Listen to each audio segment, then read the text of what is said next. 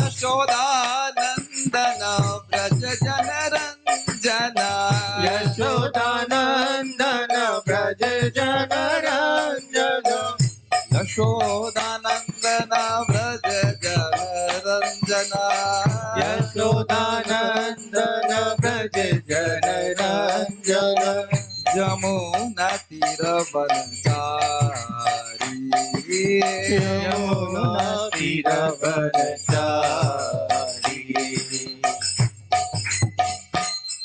Now we will sing, and every devotee has to remember Krishna's qualities as we are going to chant them. Jaya Radha Madhav Kunj Bihari, जय Radha Madhav Kunj Bihari, Jai Radha Madhav Kunj Bihari, जय Radha Madhav Kunj Bihari. Gopi Jana Vallabh Girivara Dhari, गोपी जन वल्लभ गिरिवर धारी, Gopi Jana Vallabh Girivara Dhari, गोपी जन वल्लभ गिरिवर धारी, Gopi Jana Vallabh Girivara Dhari, गोपी जन वल्लभ गिरिवर धारी। Yashodanandana Braja Janaranjana, Yashodanandan Vraj जनरंजन Yashodanandana Braja Janaranjana, Yashodanandan Vraj जनरंजन Yashodanandana Braja Janaranjana, Yashodanandan Vraj जनरंजन Yashodanandana Braja Janaranjana, Yashodanandan Vraj जनरंजन Yashodanandana Braja Janaranjana, Yashodanandan Vraj जनरंजन Yamuna Tira Vanachari, Yamuna तीर वनचारी, Jaya Radha Madhav Kunj Bihari, जय Radha Madhav Kunj Bihari, Gopi Jana Vallabh Girivara Dhari, गोपी जन वल्लभ गिरिवर धारी, Yashodanandana Braja Janaranjana, Yashodanandan Vraj जनरंजन Yashodanandana Braja Janaranjana, Yashodanandan Vraj जनरंजन Yashodanandana Braja Janaranjana, Yashodanandan Vraj जनरंजन Yashodanandana Braja Janaranjana, Yashodanandan Vraj जनरंजन Yamuna Tira Vanachari, Yamuna तीर वनचारी, Yamuna Tira Vanachari, Yamuna तीर वनचारी। Hare Krishna, Krishna Krishna, Hare Hare, Hare Rama,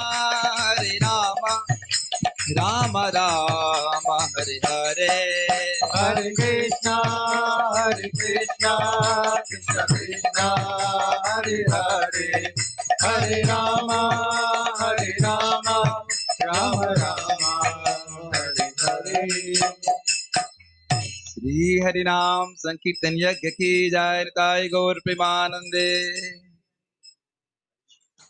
सभी भक्तों का स्वागत है श्रीमद् भागवत की क्लास में। मैं जानता हूं कि कल बहुत कठिन लगा था, लेकिन सॉरी, बटन काम करता ही है। मैं स्पॉटलाइट पे डालना चाह रहा हूँ और वीडियो ऑफ हो गया था, कोई बात नहीं। तो सभी भक्तों का बहुत बहुत धन्यवाद। जूम पे जो मृदंग बजा रहे हैं, बाहर सपोर्ट कर रहे हैं हमारे कीर्तन को, भले हमको आवाज नहीं आ रही है, लेकिन हम आपका इस सहयोग का अनुमोदन कर रहे हैं। बहुत बहुत धन्यवाद। और आप लोगों की आवाज भी मुझे सुनाई पड़ रही है, एटलीस्ट चेहरा दिख रहा है गाते हुए। उम्मीद है कि आप लोग भजन ही गा रहे होंगे जो हम गा रहे हैं। ये सॉन्ग बहुत अच्छा है। ऐसे देता है, क्या होता है ना, कभी कभी सॉन्ग को जय राधा माधव को एक फॉर्मेलिटी के लगा देते हैं कि हम माँ मुकुंद दत्त प्रभुपाद जी के शिष्य से सीखे। वो ऐसी तरह से रात, मुझे वो लाइन बहुत अच्छी लगती है, यशोदानंदन ब्रज जन रंजन। यू कैन एक्चुअली, आप मन में लेके आ सकते हैं, छोटे बाल कृष्ण है, उनके पीछे माता यशोदा भाग रही है।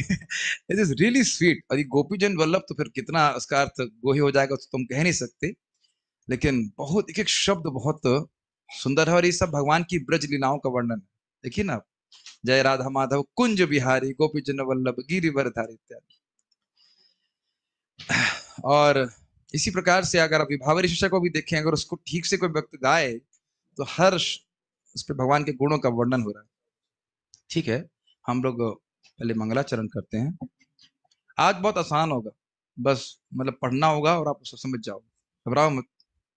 हमेशा कठिन क्लास नहीं होती। तो आज अगर कोई व्यक्ति को आदत पड़ गई है कठिन क्लास सुनने की, तो आप निराश होंगे। आज बहुत इजी क्लास,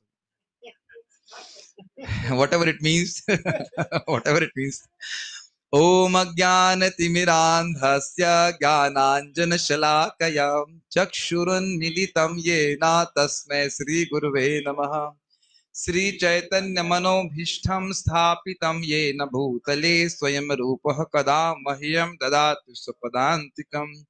वन्देऽहं श्रीगुरोः श्रीयुतपदकमलं श्रीगुरून् वैष्णवांश्च श्रीरूपं साग्रजातं सहगण रघुनाथान्वितं तं सजीवम् साद्वैतं सावधूतं परिजनसहितं कृष्ण चैतन्य देवं श्री राधा कृष्ण पादान् सहगण ललिता श्री विशाखान्वितंश्च।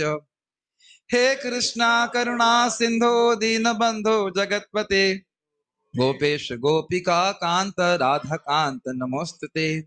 तप्त कांचन गौरांगी राधे वृंदावनेश्वरी वृषभानुसुते देवी प्रणमामि हरिप्रिये। वाञ्छाकल्पतरुभ्यश्च कृपा सिन्धुभ्यैव च पतितानां पावनेभ्यो वैष्णवेभ्यो नमो नमः।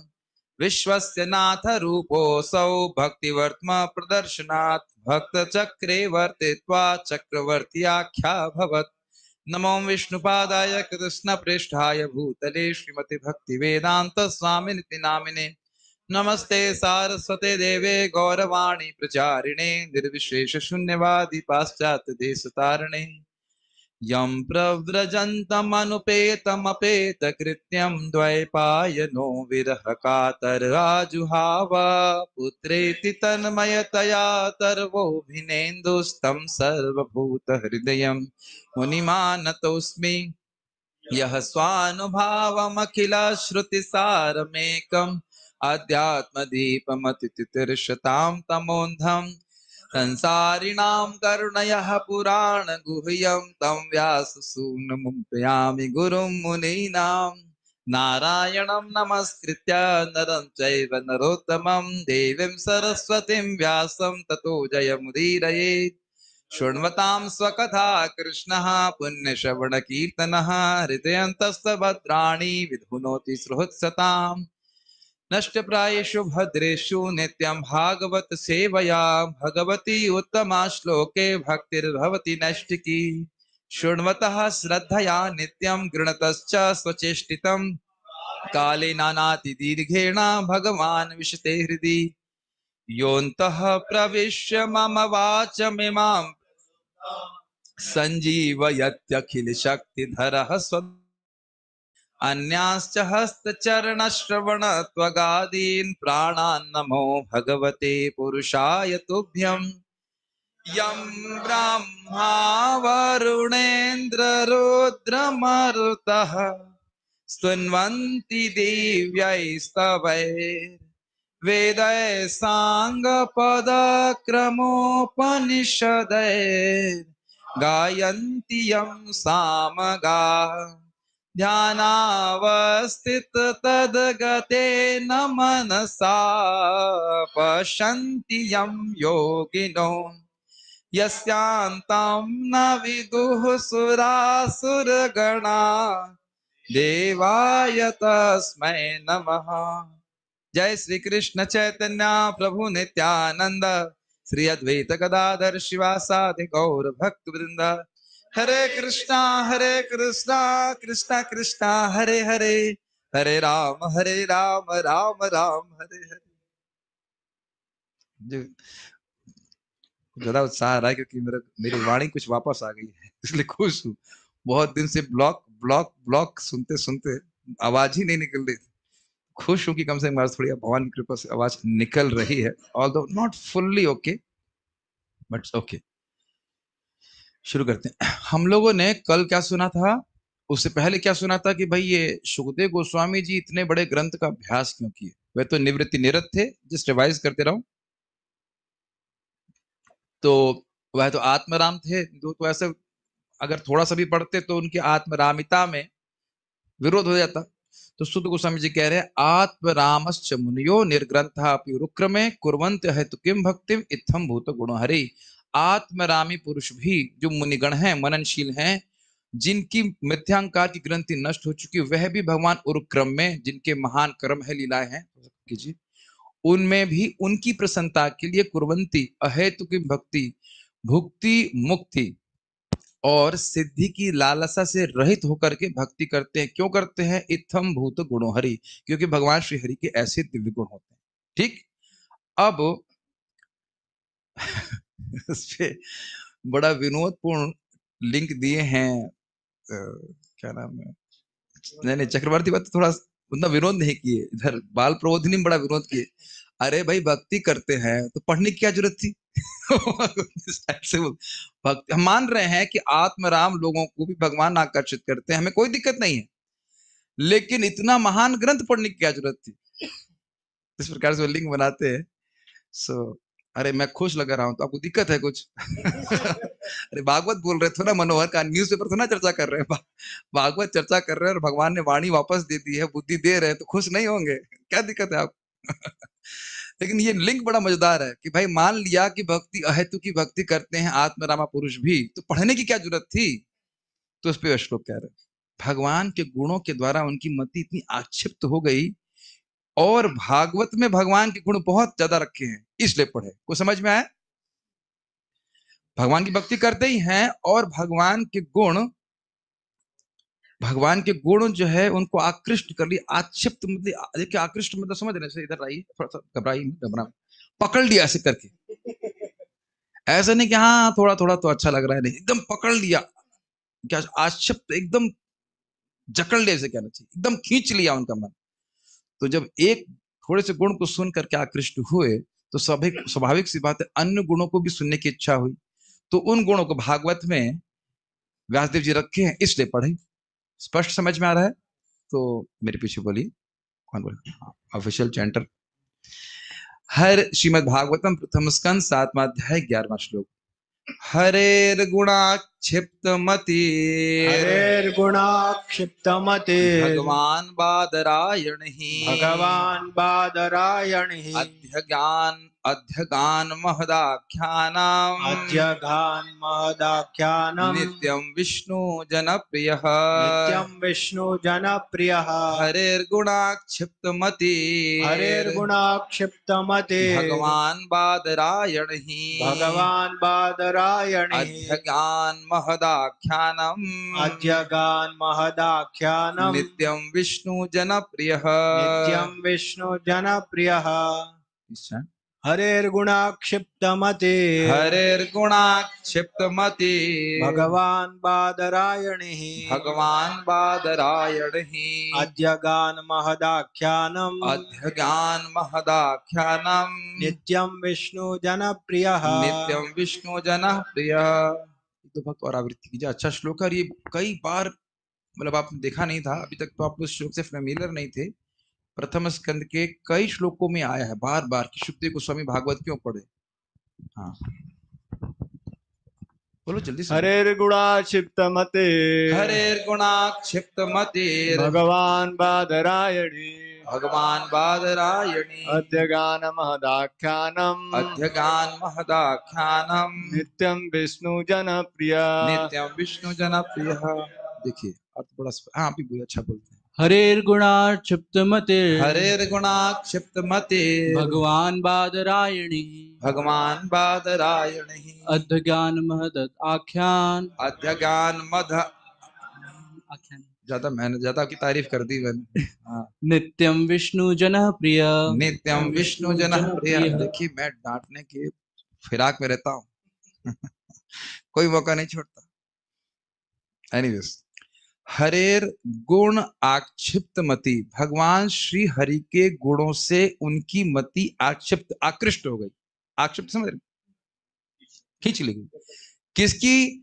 जो आत्मराम व्यक्ति था, जिसका इस जगत में कोई वस्तु आकर्षित नहीं कर सकती। तो अब आप ये सोच लीजिए कि जिसको कोई व्यक्ति कोई वस्तु का आकर्षण खींच नहीं सकता, उसको भगवान हरि के गुणों ने खींच लिया, उनकी मति को। अगर हम भागवत सुनेंगे तो हम क्यों भगवान के प्रति आकर्षित नहीं हो जाएंगे? पहली शिक्षा तो यही लाइन में ले लीजिए, पहली लाइन में ले लीजिए।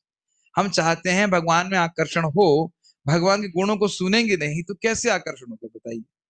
फिर तुम्हारा आकर्षण बहुत जगत के प्रति जैसे कंटिन्यू हुआ है वैसे कंटिन्यू चलता रहेगा। भगवान जैसा कोई है ही नहीं, ना कोई हो सकता है। और उनके गुणों को ना जानने के कारण व्यक्ति अन्य अन्य लोगों की शरण ले रहा है, किसी बाबा की, किसी देवता की, इत्यादि इत्यादि। तो इसलिए ये शिक्षा समझ में आ रही है कि आत्मरामी पुरुष जो आत्मा में ही आनंद लेने वाले हैं, जिनकी मति जगत में कभी जा ही नहीं रही थी, निवृत्ति निरत थे, उनको भी, उनकी मति को भी खींच लिया। किसने खींचा? भगवान श्री हरि के गुणों ने। इसको आपने पहले सुन लिया, इत्थम भूत गुणों है। और सुखदेव गोस्वामी के गुणों कह रहे हैं भगवान बादरायणी। अब कहेंगे इनको भगवान क्यों कह रहे हैं? भगवान यहाँ पे अर्थ है सर्वज्ञ, सर्वसमर्थ, सब कुछ जानने वाले थे, बहुत उत्कृष्ट कोटि के व्यक्ति थे। भगवान का अर्थ यहाँ पे भगवान विष्णु नहीं है। भगवान बादरायणी मतलब, बादरायणी का मतलब हुआ शिला व्यासदेव के पुत्र, जिनका आश्रम बद्री मंडल, बद्री शंड मंडित आपने सुना था। इसलिए बादरायण, बादरायण ऋषि के बेटे जो सर्वज्ञ थे सुखदेव गोस्वामी, उनके मति को आक्षिप्त कर लिया। किसने कर लिया? भगवान श्री हरि के गुणों। इसलिए अध्यगान, इसलिए उन्हें पढ़ाई करी। किसकी पढ़ाई करी? महद आख्यानम। महद मतलब बहुत बड़ा, महात्मा मतलब महा आत्मा वाला, महद वही शब्द समझ लीजिए। विस्तृत, बृहत, बहुत बड़ा ग्रंथ। आख्यान मतलब व्याख्या। आख्या समझते हैं आप? आख्या शब्द को मैंने इधर जब हम एसडीएम से मिलने गए तब सुना मैंने। आख्या शब्द होता है डिस्क्रिप्शन, अगर मैं गलत नहीं बोलूं। प्रभा जी कीर्तन बंद कर दीजिए।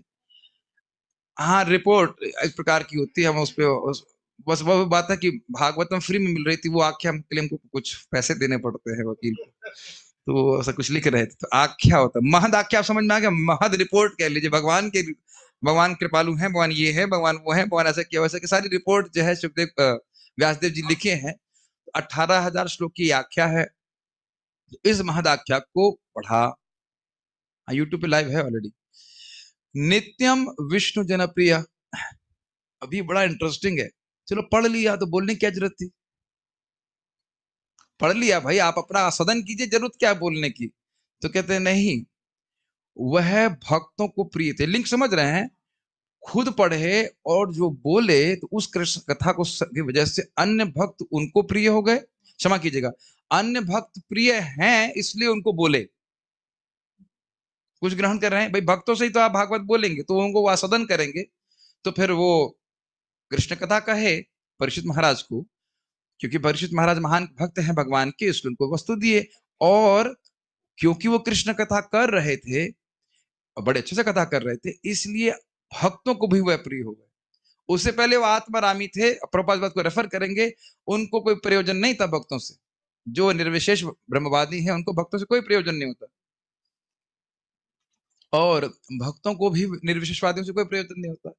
लेकिन भगवान के गुणों से आक्षिप्त होने के कारण, आकृष्ट होने के कारण, स्वाभाविक सी बात है। देखिए, आकृष्ट होने का मतलब है कि उन गुणों का वो बोलना भी चाहेंगे।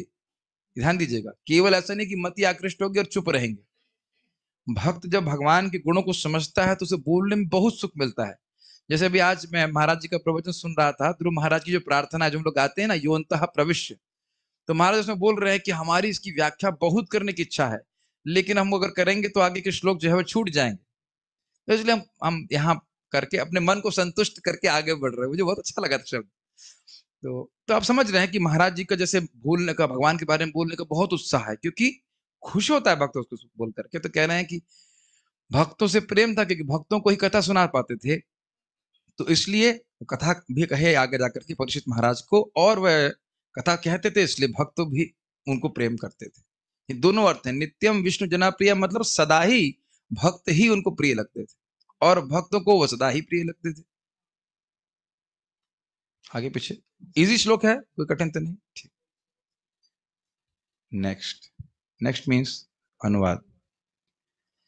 श्रील व्यासदेव के पुत्र श्रील सुखदेव गोस्वामी न केवल दिव्य शक्ति से युक्त थे, अपितु वे भगवान के भक्तों के भी अत्यंत प्रिय थे। लेकिन ये आप ध्यान दीजिएगा, ट्रांसलेशन में केवल एक अर्थ लिया जाता है, तो दोनों अर्थ आप लेके चलिएगा। इस प्रकार उन्होंने इस महान कथा श्रीमद् भागवत का अध्ययन किया। कथा मतलब आख्यान। अन्वय देख लीजिएगा। हरेर गुणा सप्तमति, इजी, श्री हरि के दिव्य गुणों से आकृष्ट बुद्धि वाले, जिसकी बुद्धि भगवान के गुणों के द्वारा खींच ली गई। कहां खींच ली गई है? भगवान के चरण।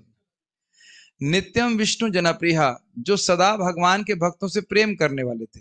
और दूसरा अर्थ भी, जो भक्त उनसे सदा प्रेम करने वाले थे।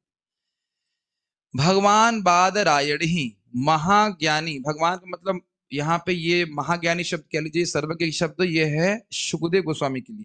ध्यान दीजिएगा, भगवान यहाँ पे व्यासदेव जी के लिए यहाँ पे नहीं उपयोग कर रहे हैं। महाज्ञानी महर्षि बादरायण के पुत्र श्री सुखदेव जी। क्लियर? महदाख्यानम, इस महान ग्रंथ का अध्यगात अर्थात अध्ययन किए। स्पष्ट है? सारा दर्शन देखिए। श्रील नारद जी की कृपा से व्यासदेव को, और व्यासदेव की कृपा से श्रील सुखदेव गोस्वामी को भगवान के गुणों के माधुर्य का और भी अधिक विशेष अनुभव हुआ। इसको इस श्लोक से कह रहे हैं। अब बताइए लिंक कैसे हुआ? और कुछ तो गुण सुने व्यासदेव जी से, वो और अनुभव करने के लिए पूरा माधव महदाख्यान को अध्यगात पढ़ाई की। वो समझ रहे हैं? थोड़ा वो कौन से दो श्लोक है, वो हम दिखाएंगे, जो हमने भक्तों से सुना है, जिसको सुन करके आकृष्ट हुए थे। बहुत सकता भक्तों को नहीं पता हो, हर बार उसको हम ऐसे रेफरेंस करके छोड़ देते हैं, इसलिए हम नोट्स में रखे हैं। वो दो श्लोक सुने, उसके बाद और श्लोकों को और भगवान के गुणों को सुन करके और भगवान के आनंद का अनुभव किया। ब्रह्मानंद से भी श्रेष्ठ प्रेमानंद होता है, और वह व्यासदेव की कृपा से सुखदेव गोस्वामी ने अनुभव किया था। ठीक है, अब बड़ा इंटरेस्टिंग टीका है, देखिए। श्रील सुखदेव गोस्वामी की मति जो ब्रह्मानुभव में लगी हुई थी, वह भगवान हरि के गुणों के द्वारा आक्षिप्त अर्थात आकृष्ट हो गई। तो स्पष्ट समझ में आ रहा है अब वो किस प्रकार से आकृष्ट हुई, और वो क्या सोच रहे हैं। देखिए, वे यह सोचे, मेरी मति को धिक्कार है कि इस प्रकार के भगवत गुणों का माधुर्य होते हुए भी इतने काल तक मेरे द्वारा वृथा ही ब्रह्मानुभव में समय यापित किया गया। ये हिंदी समझ में आई? नहीं समझ आई? बात बहुत सिंपल लग रही है, लेकिन बड़ी गंभीर बात है। कह रहे हैं कि भगवान इतने सुंदर हैं, मधुर हैं, और उनको छोड़ करके मैं ब्रह्मानंद के पीछे भाग रहा था। धिक्कार है मुझको, धिक माम, ऐसा संस्कृत इस प्रकार से, धिक माम। तो अब ये सोचिए कि जब हमको भगवान के गुणों का माधुर्य का अनुभव होगा, तब हम क्या कहेंगे? अरे मैं इस नौकरी के अनुभव के पीछे भाग रहा था, या ब्रह्मानुभव तो है, और कौन से अनुभव हमारे? आहार निद्रा भय मैथुन के अनुभव के पीछे भाग रहा, धिक मार, अरे धिक्कार है। Is it not? This is the fact. जो भी भक्त भगवान के नाम जप, भगवान की कथा को सुख का अनुभव करता है, वो यही अनुभव करता है कि केवल वह दुख भोगता आया है इस जीवन में अब तक। अगर वाकई अनुभव करता है, जैसे परीक्षित महाराज जी सुखदेव गोस्वामी को दशम स्कंद में कह रहे हैं कि आज तक मैं केवल दुख भोगा हूं। कौन बोल रहा है? जो पूरे विश्व का राजा है, निष्कंटक राजा। निष्कंटक अर्थ समझते हैं? कोई कांटा नहीं था, कोई ऑब्जेक्शन करने वाला नहीं था, यहां तक कि कलयुग को भी दबा दिए थे। कितना उनकी समृद्धि होगी। और ऐसा नहीं था कि उनकी पत्नी चाय पीती थी, मतलब फॉर एग्जाम्पल, अब डिवोटी नहीं थी, ऐसा भी नहीं है। प्योर डिवोटी ही होंगी, हम ये भी एज्यूम कर सकते हैं। बच्चे भी सब जन्मे जी महाराज, शुद्ध भक्त, कहीं कोई असफलता नहीं। और जिसको मंगल आरती माँ के गर्भ में मिल रही, बताइए। अब उससे अधिक कहाँ जाएंगे आप? फिर भी वो कह रहे हैं, और भक्ति भी कर रहे थे, फिर भी कह रहे हैं, हे गुरु महाराज, हे सुखदेव गोस्वामी, मैं आज तक केवल दुख भोग रहा हूं। आज आपसे मैं कथा सुन रहा हूं तो अमृत का अनुभव कर रहा हूं। तो हम लोग कल्पना नहीं कर सकते, इसलिए खा रहे नहीं, पी नहीं रहे, सो नहीं रहे, कुछ समझ रहे हैं। अपने ही इतने तथाकथित सौभाग्यशाली व्यक्ति अपने सौभाग्य या जो भी कह लीजिए जिसको दुर्भाग्य मान रहा है। Quite interesting, is it not? अब सुखदेव गोस्वामी भी ऐसे ही है। वो कह रहे हैं ब्रह्मानंद, अरे टाइम बर्बाद किया मैंने। ब्रह्मानंद प्राप्त करना कोई आसान बात हुई ना, बहुत तपस्या होती है। तो कह रहे हैं कि इस ब्रह्मानंद के पीछे मैं फालतू में भागा। तो आकृष्ट का अर्थ है। आकृष्ट की व्याख्या कैसे हो रही समझ पा रहे हैं? भगवान के गुण इतने मधुर, इतने मीठे, इतने अच्छे लग रहे हैं, कह रहे मैंने क्यों टाइम वेस्ट किया ब्रह्मानंद में। समझ रहे हैं इस बात को? तो ये तो आप समझ सकते हैं भगवान के गुण कितने आकृष्ट होंगे, करने वाले होंगे। वस्तुतः जब हमारे हृदय से सारा कचरा समाप्त हो जाता है, तब रियली हम भगवान के गुणों का आकर्षण अनुभव कर सकते हैं। अभी तो हम लोग सफाई कर रहे हैं इसको। आप वहां पढ़ सकते हैं, जब महाप्रभु गुंडीचा मंदिर का मार्जन करते हैं तो वहां पे एक शिक्षा प्राप्त होती है। महाप्रभु सिखा रहे हैं कि भक्त अगर चाहता है कि उसके हृदय में भगवान नित्य विराजमान रहे, तो उसी प्रकार से बड़े मनोयोग से उसको श्रवण कीर्तन के द्वारा अपने हृदय रूपी मंदिर की सफाई करनी होगी। पहले मोटे मोटे अनर्थ बाहर निकलेंगे, फिर सूक्ष्म अनर्थ बाहर निकलेंगे। पहले महाप्रभु ने मोटे मोटा कचरा बाहर निकाला, फिर झाड़ू मारो, फिर उसके बाद महीन धूल बाहर निकाली। समझ रहे हैं इस बात को? जैसे उदाहरण के लिए, मेरे पास तो कोई भी वस्तु नहीं है, लेकिन अगर शीशे का ग्लास लीजिए और उसमें कंकड़ डाल दीजिए, तो कंकड़ दिखाई पड़ेगा कि नहीं? पानी भरा हुआ है, ठीक है। और मान लीजिए इसमें नमक घोल दीजिए, तो आप देख रहे हैं दो प्रकार के कॉन्टेमिनेशन। बड़ा सुंदर ये उदाहरण दिया गया था छिपकली पीछे के बारे। भाई तेरे को भी क्लास सुनी है कुछ? अच्छा, सुनती है कि सुनता है? अच्छा, आई डोंट नो, समथिंग। छिपकली इज न्यूट्रल, व्हाटएवर। तो हम बहुत अच्छा उदाहरण 2007 में एक ड्यूटी ने दिया था कि क्लास में बता रहे थे, कह रहे थे कि शीशे का ग्लास लिया, ने दिखाया, अभी मेरे पास दिखाने की समझ नहीं है वो, लेकिन आप समझ रहे हैं उदाहरण। और उसमें मोटे मोटे कंकड़, तो कंकड़ तो दिख रहे हैं, काम क्रोध मोटे मोटे इत्यादि, मोटे रूप में, लेकिन सूक्ष्म वासना भी होती है, दूसरों को कंट्रोल करना, प्रसिद्ध होना इत्यादि। वह बाह्य रूप से नहीं दिखाई पड़ती, कभी कभी तो हमको भी नहीं दिखाई पड़ती, जैसे नमक घुला हुआ है पानी में। तो वो सब जब साफ होगा तब हम ठीक से सुखी हो पाएंगे भक्ति करने। एंड यहाँ कुछ शिक्षाएं भी थी, लेकिन आप समझ गए, ब्रह्मानंद के अनुभव से भी खींच करके उससे भी उत्कृष्ट सुख सुखदेव गोस्वामी को प्राप्त हुआ, इसलिए उनकी मति आकृष्ट हुई और अपने को धिक्कारने लगे। ठीक। विष्णु जनप्रिय, इसलिए भगवत कथा सौहार्द के कारण केवल आत्माराम जन ही नहीं अपितु विष्णु जन भी उनको प्रिय हो गए, या वैष्णवों को वो बड़े प्रिय हो गए क्योंकि वे हरि कथा कहते थे। अच्छा अच्छा, बहुत अच्छा। वो पढ़ना नहीं जानते होंगे ना जो लिखा है, या फिर फोन बंद करना नहीं जानते। कथा सौहार्द समझते हैं, मतलब सुहृद सबसे सारा, मतलब कथा सुनने की इच्छा दोनों तरफ से है। सुनने वाले की इच्छा भी होनी चाहिए, सुनाने वाले की इच्छा भी होनी चाहिए। तो यही आप कह रहे हैं कि उससे पहले तक जब वो आत्मारामी थे तो उन्हें कौन पसंद आता था? आत्माराम लोग। क्या कहते हैं, birds of same feather flock together. लेकिन जब वह भगवान की भक्ति में आ गए तब कौन अच्छे लगने लगे? आत्माराम लोग भी अच्छे लगने लगे, उनको भी कुछ कुछ कथा सुना देते होंगे। और जो वैष्णव हमको तो अच्छा लगे।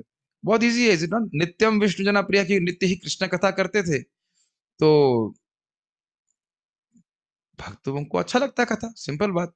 और उनको भक्त मिल जाते थे कथा करने के लिए, तो वो भी अच्छा लगता है। सुना आपने, शुण्वन्ति गायन्ति गृणन्ति साधव साधव। कोई सुनने वाला होता है तो क्या करते हैं? सॉरी सॉरी, जो सुनाने वाला होता है तो सुनते हैं, सुनने वाला होता है तो सुनाते हैं, और कोई नहीं होता तो खुद ही सुनते गाते रहते हैं, इसलिए गृणन्ति। श्रील व्यासदेव ने भगवत गुणों को प्रकट करने वाले श्री भागवत के कुछ श्लोकों को विविक्त जंगल में, यानी एकांत जंगल में सदा समाधि में स्थित रहने वाले श्रील सुखदेव गोस्वामी को अपने शिष्यों के द्वारा श्रवण कराया। अब ये यहाँ पे थोड़ी अलग अलग कथा है। ये ब्रह्म वैवर्त पुराण की कथा है, जिसको मैं ब्रह्म वैवर्त पुराण से नहीं पढ़ा हूं, मुझे मिल ही नहीं पाया। तो अब प्रभुपाद जी इसको थोड़ा अलग तरह से कहेंगे। यहाँ जो है दो कथाएं ऐसी लग रही आ रही हैं, तो हम जो कथा भी यहाँ पे चक्रवर्ती पाद बोले उसकी व्याख्या करने का प्रयास करेंगे। आप जानते हो कि पैदा होते ही सुखदेव गोस्वामी जी कितने साल के थे? 16 कि 9? 16 साल के थे। अब वह भी बड़ी अच्छी कथा है कि 16 साल का बच्चा कैसे हो सकता है? पहली बात तो बच्चे के रूप में पैदा नहीं हुए थे वो। उनको डर था कि बाहर आएंगे तो माया पकड़ लेगी, तो वो माँ के गर्भ से बाहर ही नहीं आ रहे थे। माँ के नाम भूल गया मैं, किसी कुछ तो थी, जो भी है। और फिर व्यासदेव जी कह रहे अरे आपको माया नहीं पकड़ेगी इत्यादि थे, तो अंदर गर्भ से बोल रहे आपको माया स्वयं पकड़ी है। आपके आश्वासन को मैं क्या मानूं? भाई ये सब हमने भक्तों से सुना, हम पढ़े तो नहीं है, लेकिन हाँ प्रभुपाद जी एक ग्रंथ में अपने ये फोटो बनवाए हैं। भाई तो कहे भाई अगर मेरी बात नहीं मान रहे हो तो किसकी बात मानोगे? तो कहते हैं मायाधीश की बात मानूंगा, जो माया के स्वामी है। तो उस समय भगवान कृष्ण थे, तो भगवान कृष्ण आते हैं और फिर वो कहते हैं ठीक है आप बाहर आएंगे तो माया आपको नहीं पकड़ेगी। तो जैसे बाहर आते हैं, आप जानते यम प्रव्रजंतम अनुपेतम अपेत कृत्यम, यह भी अपेक्षा नहीं किया कि मेरा संस्कार कीजिए, कौन सा द्विजाति संस्कार कीजिए, भाग गए वहां से तुरंत। फिर उसके बाद उनके पीछे विरह का आतर आजुहावा, सुखदेव गोस्वामी के पीछे व्यासदेव जी भाग रहे थे लेकिन उनको पकड़ नहीं पाए थे। ठीक है, तो फिर उन्होंने, कोई कह रहे सत्यवती जो भी, तो उन्होंने अपने शिष्यों को 2 श्लोक भागवत के रटा करके भेज दिए। तो ये श्लोक आपके सामने रखे जा रहे हैं। और वह श्लोक वो जब बोल रहे थे तो सुखदेव गोस्वामी उनके सामने आ गए थे। अभी आप आएंगे श्लोक, आइए देख पढ़ लीजिए पहले। उन उन श्लोकों की शक्ति से उनकी समाधि भंग हो गई। यह व्याख्या हो रही है हरेर गुण आक्षिप्त मति। कहाँ से सुन लिए? तो समाधि से जंगल में कौन कहानी सुनाएगा? तो इस कथा को बता रहे हैं कि जंगल में व्यासदेव जी के शिष्य गए थे और व्यासदेव जी ये नहीं बताए थे कि सुखदेव गोस्वामी को ढूंढने जाओ। बोले कहीं कोई अगर तुमको भूत दिख जाए तो, या इसको गाते रहना, और कभी भूत भूत दिख जाए तो कुछ भयानक दिख जाए तो भी भागवत श्लोक बोलते रहना। ये ऐसा हमने भक्तों से सुना है। उन उन श्लोकों की शक्ति से उनकी समाधि भंग हो गई। मतलब ये गा रहे थे और कान में इनके गया तो उनकी समाधि से वो बाहर आ गए। उनके माधुर्य से आकृष्ट चित्त के कारण उनकी समाधि भग्न हो गई। किसके माधुर्य से? भागवत के श्लोक जो भगवान के गुणों का वर्णन कर रहे थे। अपनी सर्वज्ञता के कारण यह जानते हुए कि यह श्लोक श्रीमद् भागवत के हैं, इसीलिए उनको यहाँ पे भगवान शब्द से संबोधित किया गया है। भगवान मतलब सर्वज्ञ। वो समझ गए कि ये श्लोक भागवत के हैं। अब ये कैसे समझे?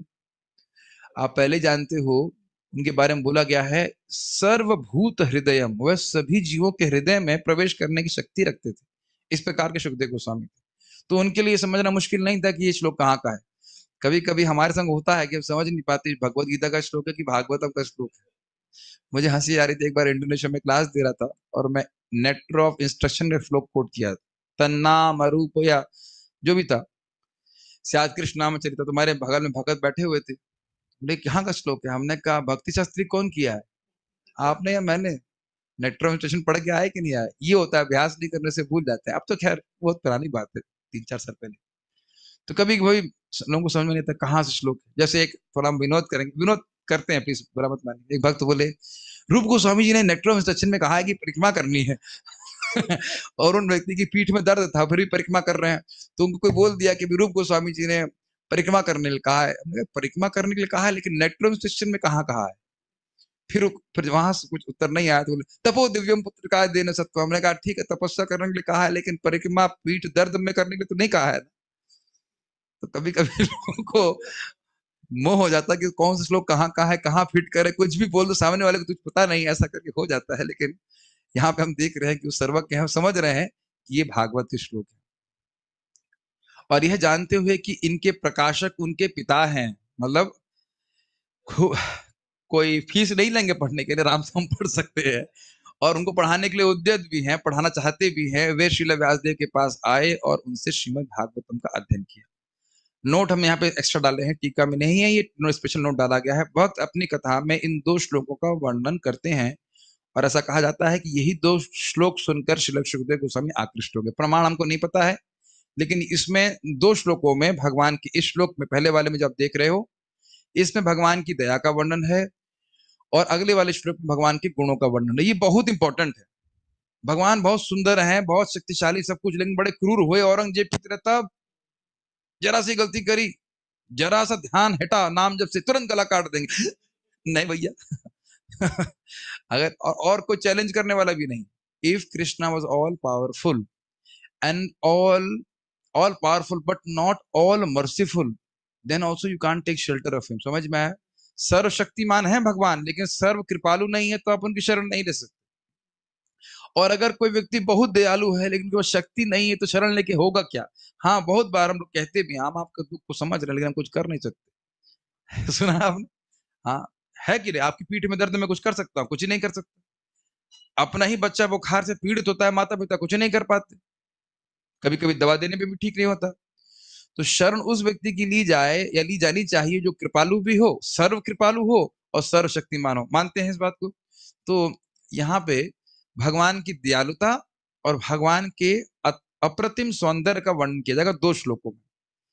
मेरे पीछे पीछे गाइए इसको, बहुत सुंदर श्लोक है ये। उद्धव जी कह रहे हैं, अहो बकीयम स्तनकालकूटम, अहो बकीयं स्तनकालकूटं जिघांसया पाययदप्यसाध्वी, जिघांसया पाययदाप्यसाध्वी लेभे गतिं धात्र्युचितां ततोऽन्यम्, लेभे गतिं धात्र्यौचितां ततोऽन्यं कं वा दयालुं शरणं व्रजेम। तं वा दयालुं शरणं व्रजेम। अहो बकी, बकी मतलब बकासुर की यंग सिस्टर। यम स्तनकालकूटम, जो अपने स्तनों में कालकूट विष लगाकर आई थी, और जिघांसया अपायद, मारने की इच्छा से कृष्ण को पिलाई। अपि असाध्वी, वे राक्षसी थी, साध्वी नहीं थी, साधु व्यक्ति नहीं, अच्छी व्यक्ति नहीं थी। लेभे गति धात्री उचिताम, और फिर भी कृष्ण ने उसको गोलोक में धात्री की गति दी। ततो अन्या, फिर अन्य, कम वा दयालुम शरणम ब्रजम, अन्य ऐसा कौन है जिसकी मैं शरण लूं? तो भगवान की असीमित दया का वर्णन यहाँ पे हो रहा है कि नहीं? कई बार हम इसको बोले हैं कि कोई भी माता जी आज तक ये नहीं बोली कि भगवान के भोग में हमने चूहे मारने की दवा डाली है। ऐसा तो कोई कल्पना भी नहीं कर सकते। कोई माता जी बच्चों का खून नहीं पीने वाली हो, ऐसा नहीं मिला होगा। ये बहुत स्ट्रेंज बातें बोल रहा हूँ, सुनने में भी खराब लग रहा है ना। मिले आप किसी से, किसी की पत्नी या प्रेमिका बच्चों का खून पीती हो, ऐसा तो आप सुने नहीं होंगे ना? नहीं सर, नहीं ना। अब आप है बच्चों खून, अरे बाप रे, डेंजर है, ये जानते हैं भाई, खतरनाक बैकग्राउंड से आए आप। आपके मित्र कहीं बकासुर वगैरह तो नहीं थे? भाई हम तो कल्पना नहीं कर सकते ऐसा कोई हो सकता है। तो खैर जो भी है, तो ऐसी स्त्री को भी भगवान कृष्ण दया दे करके गोलोक की स्थान दे, ना सिर्फ वैकुंठ, वैकुंठ के भी ऊपर गोलोक। तो ये तो कुछ हद से ज्यादा कृपा होगी ना। क्या महाराज बोल रहे थे, हद से ज्यादा कपट करके आई है, हद कर दी इसने कपट की, है ना? कपट कर रही ना, खराब होने की हद कर दी है, तो हम अच्छा होने की हद कर देते। कुछ समझ रहे हैं इस बात को? तो इस प्रकार से भगवान के इस गुण को सुन करके वह भगवान के प्रति आकृष्ट हो। ये हमारे लिए भी बहुत इंपॉर्टेंट है। हमारे सारे बहुत सारे दुर्गुण हैं, लेकिन भगवान का गुण देखते हुए व्यक्ति भजन करता है कि हाँ, मैं पतित हूं लेकिन भगवान बहुत दयालु है। इसको नम्रता कहते हैं। तब भगवान की हम शरण ले सकते हैं। समझ में आ गया ये? ओह भला मैं उनसे अधिक दयालु किसी और की शरण कैसे ग्रहण करूंगा, जिन्होंने उस असुरनी पूतना को अब माता का पद प्रदान किया, यद्यपि वह कृतज्ञ थी और उसने अपने स्तन से पिलाए जाने के लिए घातक विष तैयार किया था। इसमें भगवान की अतिशय दया का वर्णन है, यह सुना। और उसके बाद अब यहाँ पे भगवान के सुंदर रूप का वर्णन है। वरहापीडम नटवर वपुः कर्णयोः कर्णिकारम, वरापीडं नटवरवपु कर्णयो कर्णिकारं बिभ्रद्वासः कनककपिशं वैजयन्तीं च मालाम्, बिभ्रद्वासः कनककपीशं वैजयन्तीं च मालां रन्ध्रान् वेणोरधरसुधरया, सॉरी, रन्ध्रान् वेणोरधरसुधया पूरयन् गोपवृन्दे, रन्ध्रान् वेणोरधरसुधया पूरयन् गोपवृन्दे वृन्दारण्यं स्वपदरमणं प्राविशद गीतकीर्तिः, वृन्दारण्यं स्वपदरमणं प्राविशद गीतकीर्तिः। आपका नाम महाराज जी बड़ा सोच के रखे हैं, नटवर वपु दास। एकदम बढ़िया श्लोक भागवत के पास उठाए। ठीक है। अपने सिर पर मोर पंख का आभूषण, अपने कानों में नीले कर्णिकार फूल, कर्णिकार मतलब कनेर का फूल, स्वर्ण जैसा चमचमाता पीला वस्त्र तथा वैजयंती माला धारण किए भगवान कृष्ण ने सर्वश्रेष्ठ नर्तक का दिव्य रूप प्रदर्शित करते हुए वृंदावन के वन में प्रवेश करके अब अपने पद चिन्हों से इसे रमणीक बनाया, मतलब रमणीय बनाया, सुंदर बनाया वृंदावन की भूमि को। उन्होंने अपने होठों के अमृत से अपनी वंशी के छेदों को भर दिया और ग्वाल बालों ने उनके यश का गान किया। श्रीमद् भागवत 10:21-5। तो ये समझ में आ रहा है भगवान की दिव्य रूप का वर्णन हो रहा है। इसको सुन करके आकृष्ट हुए। तो फिर वह आकर के बोले, फिर से बोलिए, फिर से बोलिए। शिष्य लोग गा रहे थे तो बोले कि अरे आप दो ही श्लोक की बात क्या क्या कर रहे थे, आप 2 श्लोकों के लिए इतना मर रहे हैं। हमारे गुरु जी तो बहुत 18,000 श्लोक लिखे हैं इस प्रकार से। महाराज ऐसे बता रहे थे। तो फिर सुखदेव गोस्वामी चुपचाप अपने आप ही उनके पीछे आ गए और अद्यगाद महदाख्यानम इस भागवत का अध्ययन किया। यह ब्रह्म वैवर्त पुराण में उद्धृत कथा है।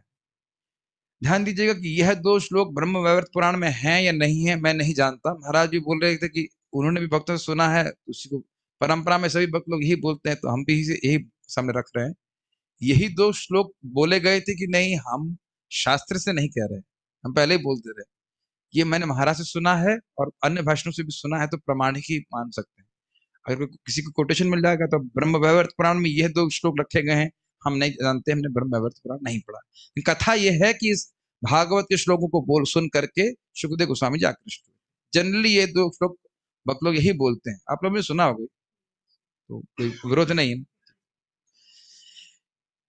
नहीं कोई विरोध नहीं, ठीक, और कोई दिक्कत भी नहीं है। यह ब्रह्म वैवर्त पुराण में उद्धृत कथा है, मतलब उसमें रखा गया है, दिया गया है। पिता और पुत्र अर्थात श्री व्यासदेव और सुखदेव गोस्वामी जो ब्रह्मानुभवियों के चूड़ामणि थे, मतलब सर्वश्रेष्ठ ब्रह्मानुभवी थे, इसको पहले भी आप सुन चुके हैं।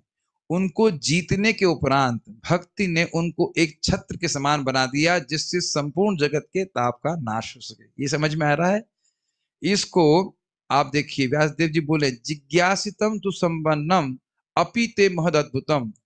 ये सॉरी, नारद जी ने बोला कि आपके द्वारा जो निर्विशेष ब्रह्म है वह भी जिज्ञासित है, आपने महाभारत की रचना कर दी इत्यादि इत्यादि। मतलब ब्रह्मानुभव क्या होता है ये व्यासदेव जी भी जानते हैं और सुखदेव गोस्वामी तो जानते ही थे। तो ब्रह्म अनुभूति इत्यादि का सुख दोनों लोग जानते थे, फिर भी प्रेम के प्रेमानंद का अनुभव किया। आप लोग को याद होना चाहिए कि व्यासदेव जी के बारे में कहा गया था टीका में कि प्रेम का आनंद का अनुभव करके वो कह रहे थे कि इसको तो मेरे बेटे को देना चाहिए।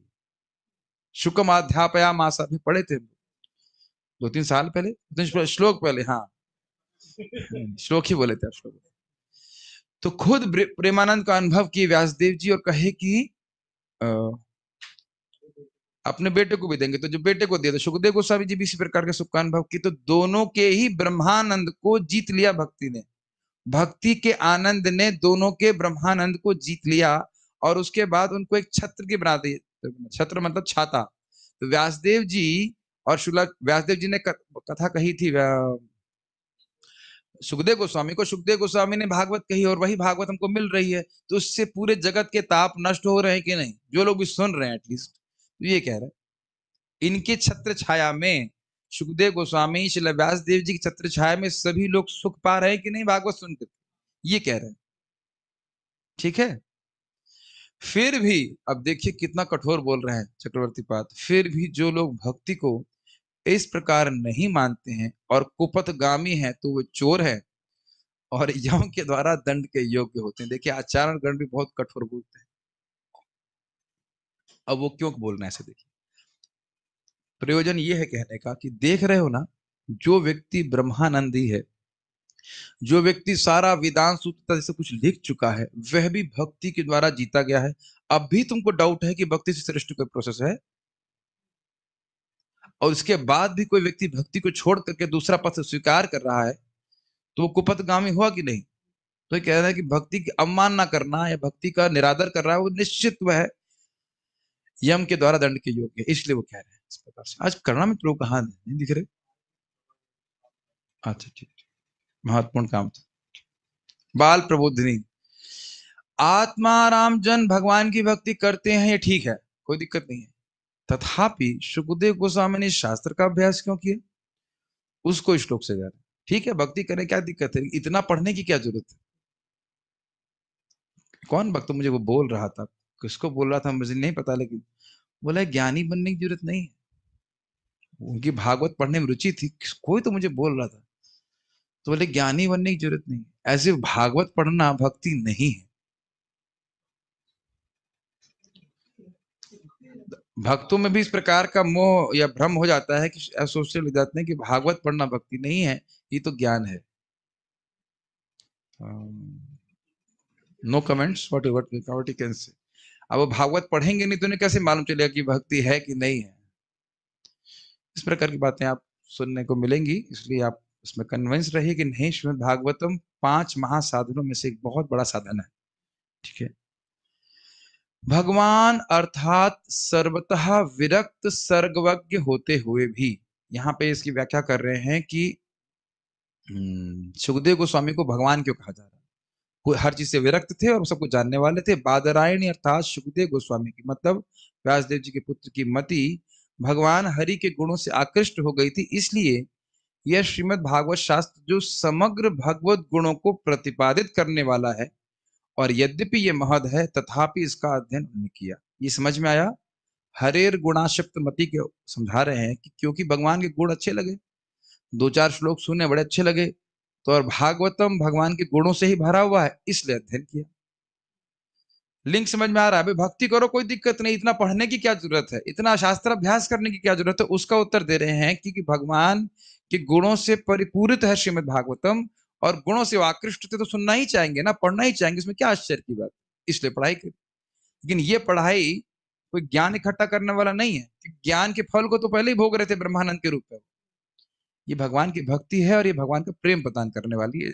हम लोग को तो ऐसा अनुभव है नहीं, लेकिन जो शुद्ध भक्त वे अनुभव करते हैं, हर अक्षर में उनको कृष्ण की अनुभूति होती है, हर अक्षर में रस की अनुभूति होती है।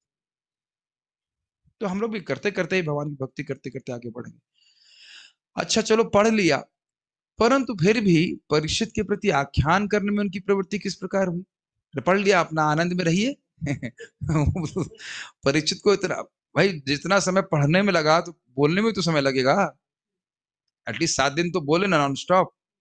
तो पढ़ लिया, खुश रहते हैं आपस में अपने में, बोलने की क्या जरूरत थी। तो मान लो ये प्रश्न हो तो, क्योंकि सुखदेव गोस्वामी के संबंध में पहले ही पूछा गया था कि तस्य पुत्रो महायोगी समुद्र निर्विकल्पक एकांत मतिर उन्निद्रो गूढ़ मूढ़ इवेयते। ये शौनक ऋषि ने पूछा था सूत गोस्वामी को कि वही प्रश्न, भाई बोले कैसे भागवत, वो तो महायोगी थे। तस्य पुत्र मतलब व्यासदेव के पुत्र श्रील सुखदेव गोस्वामी तो महायोगी थे। समदृग निर्विकल्प कहा हुआ, दुनिया में कोई और वस्तु देखते नहीं थे, सब जगह ब्रह्म देख रहे थे।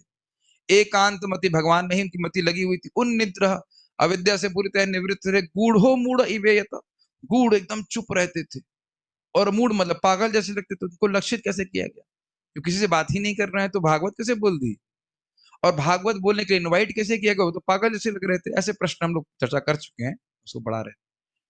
तो यहां भी प्रश्न उठा रहे हैं इस प्रकार से, बोल कैसे दिए। पढ़ लिया ठीक है, लेकिन बोले क्यों। उनका यानी व्यासदेव का पुत्र परम भक्त समदर्शी ब्रह्मवादी था, जिसका मन सदैव ब्रह्मवाद में केंद्रित रहता था। वह संसारी कर्मों से परे था, लेकिन प्रकट न होने के कारण अज्ञानी जैसा लगता था। तो समझ रहे हैं इस बात को, पढ़ लिए, लेकिन परीक्षित महाराज को क्यों बोले, इस पे कह रहे हैं। तो इस प्रश्न का उत्तर क्या होगा, इस पर कह रहे हैं कि नित्यम विष्णु जनप्रिय। प्रश्न समझ में आ रहा है, ये मैं बहुत तेज जा रहा हूं। प्रश्न ये है कि भाई वह तो एकदम पागल की तरह घूम रहे थे, किसी से बात ही नहीं कर रहे थे। तो ठीक है, भागवत श्लोक का मनन कर रहे होंगे, आनंद ले रहे होंगे अपने में, लेकिन बोलने के क्या प्रयोजन हुआ, क्यों बोले। जो कह रहे हैं नित्यम विष्णु जनप्रिय, केवल आत्मा नाम ही नहीं अपितु सर्वदा विष्णु जन भी उनको प्रिय थे, भक्त भी उनको प्रिय लगने लग गए थे। राजा परीक्षित के भगवत भक्त होने के कारण उनकी प्रीति के लिए यह आख्यान घटित हुआ, यह भाव समझ में आया। क्योंकि परीक्षित महाराज से प्रेम था,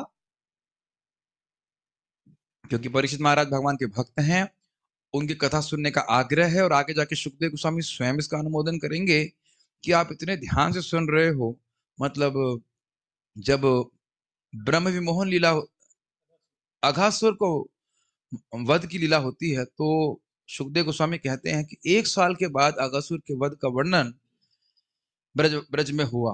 तुरंत पकड़ लिए परीक्षित महाराज, 1 साल के बाद क्यों हुआ? तो आज मारा है असुर को, तो 1 साल के बाद क्यों हुआ? तो वह सुन करके सुखदेव गोस्वामी बड़े सुखी हुए कि आप इतनी आग्रह से कथा सुन रहे हैं, यह कथा को रोचक बना रही है। ये हमने अनुभव ही किया है, आप लोग भी अनुभव करेंगे। अगर कभी क्लास दे रहे हैं, कहीं ऐसी जगह क्लास देनी पड़े जहां पे लोग इसलिए बैठे हैं क्योंकि मतलब अटेंडेंस लगानी है, हमने कई बार ऐसा होता है जहाँ पे वर्कर्स मतलब वो इच्छा से नहीं बैठे हैं, वो आदेश है तो बैठे हैं फोर्सफुली, तो वहां कुछ निकलता नहीं बाहर, या अगर आता भी है तो उसमें खुद को भी कुछ स्वाद नहीं आता। तो इस कृष्ण कथा इत्यादि जो है, ये तो स्वेच्छा से ही होता है। जिसको अच्छे से सुनने की इच्छा होगी वही सुनना पसंद करेगा, ठीक है। तो यहाँ पे आग्रह बहुत है। जैसे अभी हमने कल सुना था ना कि महाप्रभु कह रहे हैं सनातन गोस्वामी को, मुझे पता नहीं मैंने क्या कहा सार्वभौम भट्टाचार्य जी को मैंने क्या कहा। और आपको याद हो कि सार्वभौम भट्टाचार्य भी पूछे थे, और जब वो डिफीट हो गए महाप्रभु से, कहते हैं आप जरा बताइए ये आत्मराम श्लोक का व्याख्या कीजिए।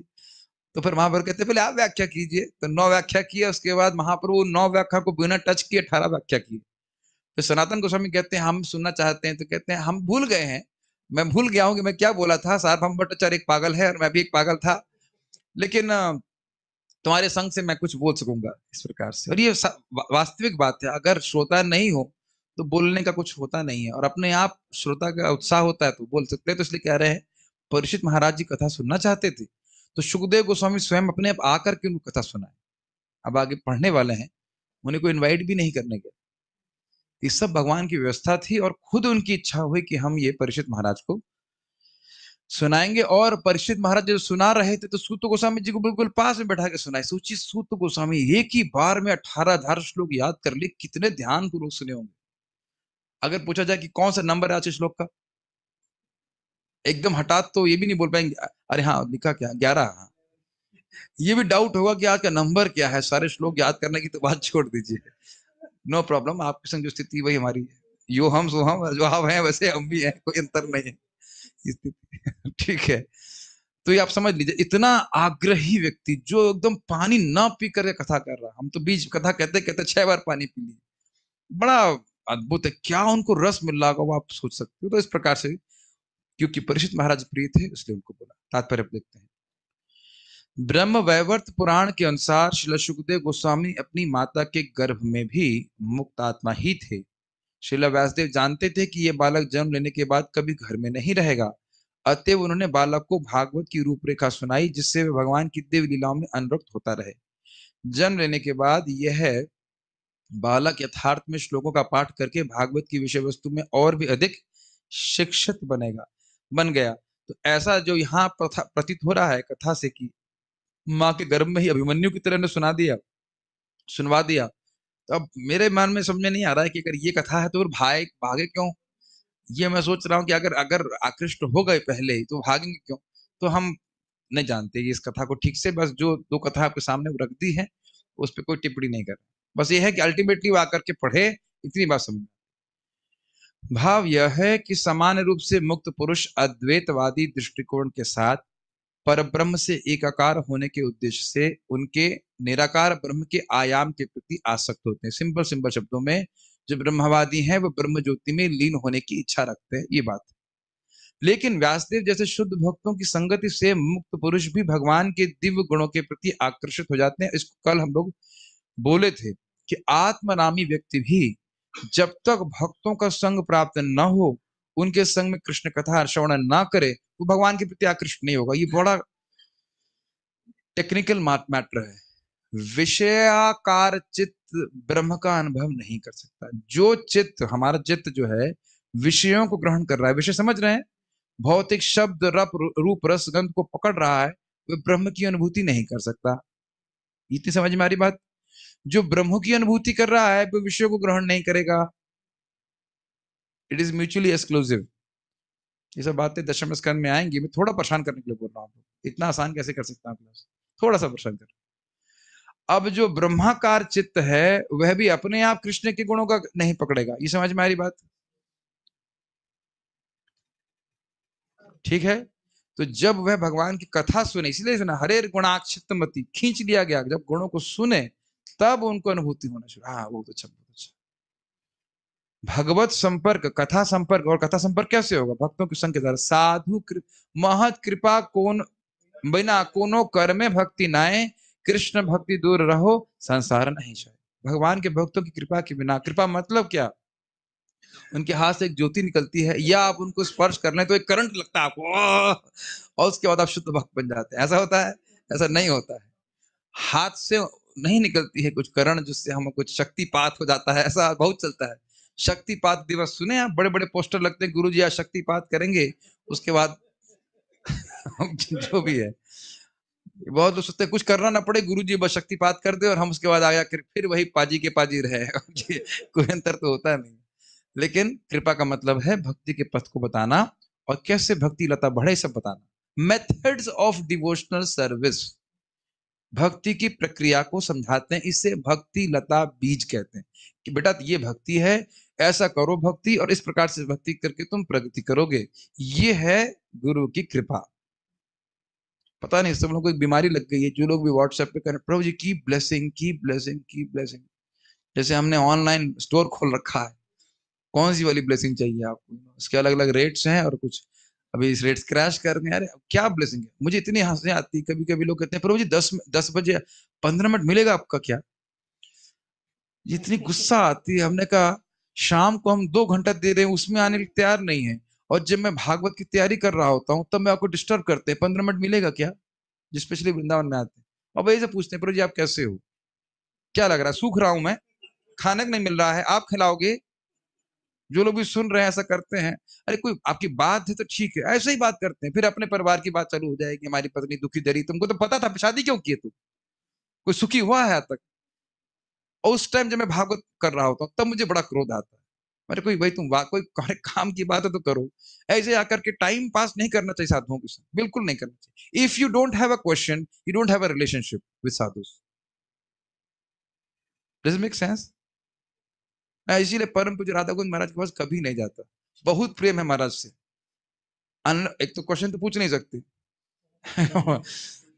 अब वहां जाके बच्चे तो महाराज कुछ पढ़ रहे हैं, कुछ करो, तो डिस्टर्ब क्यों करें? और यहाँ पे ऐसे भी हमने देखा, सन्यासी से लोग पूछते महाराज आप ठीक हैं? तुम सन्यासी से पूछोगे महाराज ठीक है? नहीं, हम थोड़ा सा गुस्सा हो रहे हैं। गुस्सा ने कहने का मतलब ये है कि कहाँ चले गए हम, कहाँ चले गए, वापस वापस वापस इधर आ जाते हैं। हम खाली बात कर रहे थे कि निराकार ब्रह्म के आयाम के प्रति आकर्षित। इधर इधर इधर कैसे आ गया? नहीं नहीं, इधर कैसे आ गया? हाँ हाँ, कृपा की बात कर रहे थे यार, कृपा से कहाँ पहुंच गए। ये महाराज के शब्द हैं कि हाँ भक्तों के रूप को, भगवान भक्तों के दर्शन से भी लाभ होता है, लेकिन जो वाणी भागवत में उक्ति भी, वाणी से जो बोल रहे हैं, जो गाइडेंस दे रहे हैं, उसको पालन करने से लाभ। थोड़ा मैं उधर बह गया, उसके लिए क्षमा चाहता हूँ, लेकिन जब क्लास दे रहा हूँ तब आना चाहिए, उसके लिए क्लास सुनने के लिए आना चाहिए। बाकी तो ठीक है, काउंसलिंग भी हम करते हैं, काउंसलिंग का वो प्रॉब्लम नहीं है, लेकिन वो टाइम नहीं जब भागवत पढ़ रहा होता। Anyways, no problem, you can disturb me any time, no problem. एक बार हमारे महाराज से एक माता जी बोली, महाराज कैन आई डिस्टर्ब यू? और हमारे महाराज इतने जोकिंग है, you can talk to me but you can't disturb me. अंदर समझ रहे इसका? महाराज कैसे, you can talk to me but you can't disturb me. महाराज से बड़े अद्भुत। Life goes on. खैर चलिए कोई बात नहीं। लेकिन व्यासदेव जैसे शुद्ध भक्तों की संगति से मुक्त पुरुष भी भगवान की दिव्य गुणों के प्रति आकृष्ट हो जाते हैं। देखिए आप यहाँ पे देख रहे हैं ना कि व्यासदेव जी उनको अध्ययन कराए भागवत का, इस प्रकार से उन पर कृपा हुई। तो कृपा का स्वरूप समझ लेना चाहिए, कृपा का मतलब भी है कुछ बोलना। जैसे एक भक्त आए थे, उन्होंने कहा भगवान कौन है? हमारे गुरु जी हैं। तो तुम्हारे गुरु जी कुछ प्रवचन नहीं करते, कोई कुछ बोलते नहीं है। तो हमने कहा भगवान तो बोल रहे हैं कि क्या वो तद विधि परिपाते ना परिप्रश्न सेवया उपदेशयंती। अरे एक गुरु जी नहीं, सारे गुरु जी उपदेश करते ही रहते हैं, करते ही रहते हैं। बहुत ये एक बात मैं सोच रहा था कि हम लोगों को कितना बड़ा भाग्य है कि हम लोग इस्कॉन में हैं और इतना उपदेश सुनने को मिल रहा है। एनी हम ज्यादा डिफ्लेक्ट नहीं करेंगे, लेकिन कृपा मतलब है भगवान के गुणों का, रूप का वर्णन गुरु करते हैं, जैसे कि आप बार बार नारद जी को करते हुए भागवत में देखोगे कि आप देख रहे थे कि भगवान के गुणों का वर्णन नारद जी व्यासदेव के सामने किए हैं, 5वें अध्याय में कर रहे थे कि नहीं? भक्ति की महानता का वर्णन कर रहे थे, देखा आपने? व्यासदेव जी को समझ में आ गया कि नहीं? एक एक लाइन जरूर कहना चाहता हूं। मैंने हरिराम प्रभु से पूछा था क्लास के बाद, प्रभु जी गुरु की कृपा का क्या मतलब है? मुझे बहुत मतलब बाउंसर उत्तर दिया उन्होंने, जबरदस्त उत्तर। कहे बहुत उत्तर हो सकते हैं, एक उत्तर जो है वो ये है कि गुरु शिष्य को कन्विंस करता है he is not wasting his time when is doing devotional service. जब वो भक्ति कर रहा है तो अपना समय व्यर्थ नहीं कर रहा है, अपितु अपने समय का सर्वश्रेष्ठ सदुपयोग कर रहा है अगर भक्ति कर रहा है। ये कृपा है। मुझे आप लोग को पता नहीं कैसा लगा, लेकिन मुझे बहुत हृदय स्पर्शी उत्तर लगा, बेस्ट उत्तर से कह रहा था। और कैसे करेगा? केवल दर्शन देने मात्र से नहीं, उपदेश के द्वारा बता करके, समझा कर, बेटा नाम जप कर रहे हो, भागवत पढ़ रहे हो, बहुत अच्छी बात है, समझ रहे हैं बात। श्री नारद की कृपा से श्रील व्यासदेव श्रीमद् भागवत महाकाव्य का वर्णन कर सके और व्यासदेव के अनुग्रह से श्रील सुखदेव गोस्वामी उसके आशय को ग्रहण कर सके। स्पष्ट है? पढ़ा था। भगवान के दिव्य गुण इतने आकर्षक हैं कि श्री सुखदेव गोस्वामी निराकार ब्रह्म में लीन न होकर उससे विरक्त हो गए और उन्होंने भगवान की निजी लीलाओं को ग्रहण कर लिया। एक डाउट रहेगा आप लोगों को, ये लीन होने का मतलब समझना चाहिए। ऐसा नहीं है कि ब्रह्म ज्योति में वो लीन हो गए फिर वहां से बाहर आए। लीन होने का मतलब है उनकी मति ब्रह्म में आकृष्ट थी। अरे भक्ति में लीन नहीं समझते हैं, भक्ति में भी तो लीन होते हैं। भक्ति में लीन है मतलब भगवान के विचारों में लीन है, भगवान के प्रेम में लीन है, ये बात है। तो ये मत सोचिएगा कि अरे ब्रह्म में लीन थे तो व्यासदेव जी जाके ब्रह्म में सुनाए क्या? ये कई बार आएगा, ब्रह्म में लीन, ब्रह्म में लीन। ब्रह्म का लीन का अर्थ है ब्रह्मानंद का अनुभव कर रहे थे, उसी में उनकी मति अब्सॉर्ब थी। व्यवहारिक रूप से सुखदेव गोस्वामी अपने मन में यह सोचते हुए परब्रह्म की निराकार धारणा से विलग हो गए कि उन्होंने अपना इतना समय परमेश्वर के निराकार उपाधि के पीछे व्यर्थ ही गवा दिया। इसको टीका में पढ़ लिए तो इसको व्याख्या नहीं कर रहे। दूसरे शब्दों में उन्होंने निराकार ब्रह्म की तुलना में भगवान के सगुण रूप से अधिक दिव्य आनंद की अनुभूति प्राप्त करी। एक उस उदाहरण से समझ लीजिए, कभी बड़ा फीस्ट होता है तो आप मान लीजिए आप पहले ले रहे हैं, आपको पता नहीं आगे आइटम बहुत बढ़िया था, इधर प्लेट में आपने दाल चावल भर लिया, हुआ ऐसा कभी? और आगे पनीर सब्जी और ये सब्जी, अरे ओहो ये, ओहो ये भी था।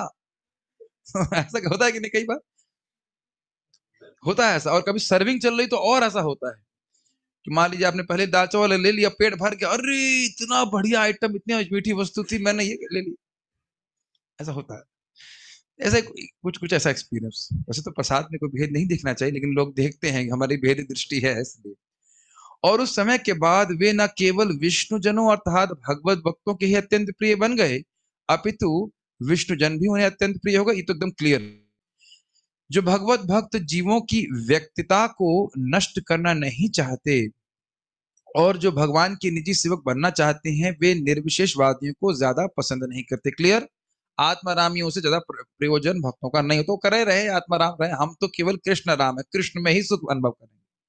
और इसी प्रकार परमेश्वर से एकाकार होने के इच्छुक निर्विशेषवादी भगवत भक्तों का मूल्यांकन कर पाने में असमर्थ होते हैं। क्या लाइन है श्रील प्रभुपाद जी! कैसे शब्द हम लोग यूज करते हैं? तुम हमको क्या गिनते हो? सुने हैं सब?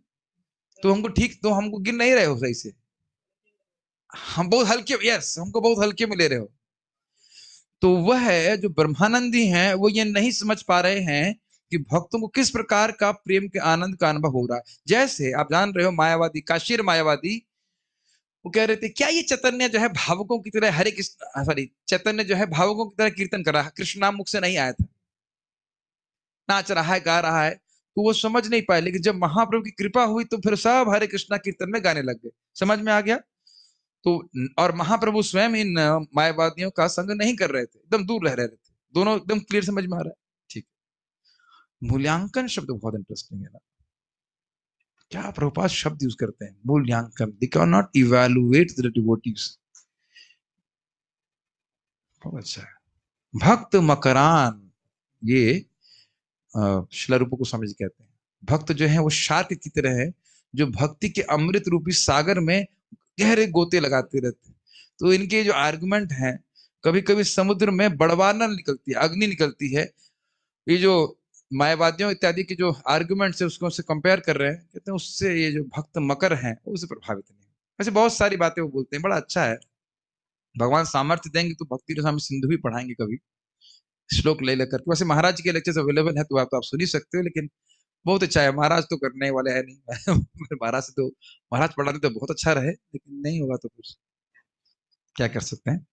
बहुत अच्छा है।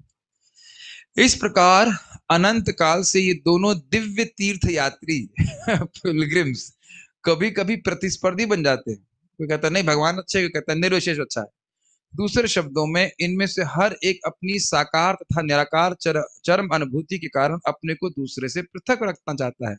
अतः ऐसा प्रतीत होता है कि श्रील सुखदेव गोस्वामी भी भक्तों को नहीं चाहते थे, अपने में मस्त रहते थे ऐसा कहना चाहिए। लेकिन चूंकि वे स्वयं एक प्रगाढ़ भक्त बन गए थे, अतएव वे सदैव विष्णु जनों की संगति करना चाहते थे और विष्णु जन भी उनकी संगति की कामना करते थे, क्योंकि वे व्यक्तिगत भागवत बन चुके थे। तो अभी समझ गए होंगे कि देखिए कभी आप लोगों से कोई किसी ने प्रश्न किया है तुम लोग ये हरे कृष्णा इतना क्यों करते हो, है कि नहीं? सुबह उठ करके 4 बजे पागल हो गए हो क्या, इत्यादि इत्यादि। और कभी कभी आप ये देखेंगे कि वही भक्त व्यक्ति बाद में भक्त बन जाता है और उससे आपका रूटीन फॉलो करता है अब तो कोई दिक्कत नहीं समझने में, नहीं हो रहा ऐसा। तो ये तो है ही। शुरुआत में ऑब्जेक्शन करेंगे, धीरे धीरे धीरे करके वो खुद भी भक्त बन गए तो आप उनको बड़े अच्छे लगने लग जाओ, ये रहता है ऐसा। इस प्रकार पिता तथा पुत्र दोनों ही ब्रह्म के दिव्य ज्ञान से अवगत थे। दोनों ही ब्रह्मानुभवी थे, व्यासदेव जी और सुखदेव गोस्वामी, और बाद में वे दोनों परमेश्वर के साकार रूप में अनुरक्त हो गए। स्पष्ट है? ठीक है। आप ये मत सोचिएगा कि व्यासदेव जी भक्त नहीं थे। व्यासदेव जी ब्रह्मानुसंधान भी किए थे, ये बात बोल रहे हैं, इसीलिए उन्होंने वेदांत सूत्र की रचना करी थी। लेकिन उसको रचना करके भी संतुष्ट नहीं हुए थे। ये नहीं सोचना चाहिए कि कुछ ब्रह्मवादी इत्यादि, लेकिन ब्रह्म का अनुभव भी उनको था, ये बात थी। इस प्रकार श्लोक से इस प्रश्न का भी उत्तर मिल जाता है कि सुखदेव गोस्वामी किस प्रकार भागवती कथा के प्रति आकृष्ट हुए थे। 15 मिनट हैं और उसके बाद एक श्लोक और हम ले लेंगे, उसके बाद कथा चालू होगी। आज नहीं, कल। तो अब सूत गोस्वामी कह रहे हैं कि अब वह मतलब अब मैं बोलने जा रहा हूं। इस श्लोक का थीम है भगवान के कथा को परीक्षित महाराज के जन्म, कर्म और मृत्यु को, और पांडु पुत्रों के अंतिम यात्रा कह लीजिए, या किस प्रकार से उन्होंने राज्य त्यागा, इसको वो कहने जा रहे हैं। ये कह रहे हैं श्लोक में, बहुत इजी है, मेरे पीछे बोलिए। परीक्षितोऽथ राजर्षे परीक्षितोऽथ राजर्षे जन्म कर्म विलापनम् जन्म कर्म विलापनम् संस्थां च पाण्डुपुत्राणाम् संस्थां च पाण्डुपुत्राणाम् वक्षे कृष्ण कथोदयम्। वक्षे कृष्ण कथोदयम्। अथा शब्द दिख रहा है आपको? हाँ जी। अथा शब्द वो कॉमा के ने आ को रिप्लेस कर दिया। अथा मतलब अब मैं राजर्षि परीक्षित के जन्म, कर्म और विलापनम अर्थात उनके शरीर छोड़ने को बोलूंगा। और विलापनम का एक अर्थ होता है संभाषण भी। लप मतलब बोलना, तो विलापनम मतलब क्या संवाद परीक्षित महाराज का सुखदेव गोस्वामी था उसको भी कहूंगा। एक अर्थ है। एक अर्थ ये हुआ कि किस प्रकार से शरीर त्यागा। संस्थाम च पांडुपुत्राणाम, संस्थाम का मतलब किस प्रकार से उन्होंने अपने राज्य को त्यागा। पांडुपुत्रों ने, युधिष्ठिर महाराज, अर्जुन, भीम इत्यादि ने, द्रौपदी इंक्लूडिंग, कैसे राज्य त्यागा उसको कहूंगा। वक्षे कृष्ण कथोदयम, ये कहूंगा जिससे कृष्ण कथा का उदय होता है।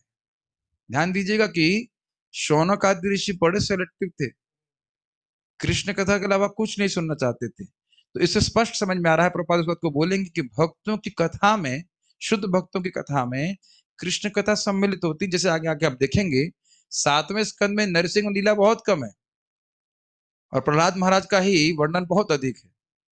तो प्रहलाद महाराज के बारे में बात कर रहे हैं तो विष्णु भगवान के बारे में बात न करें, ऐसा कैसे हो सकता है?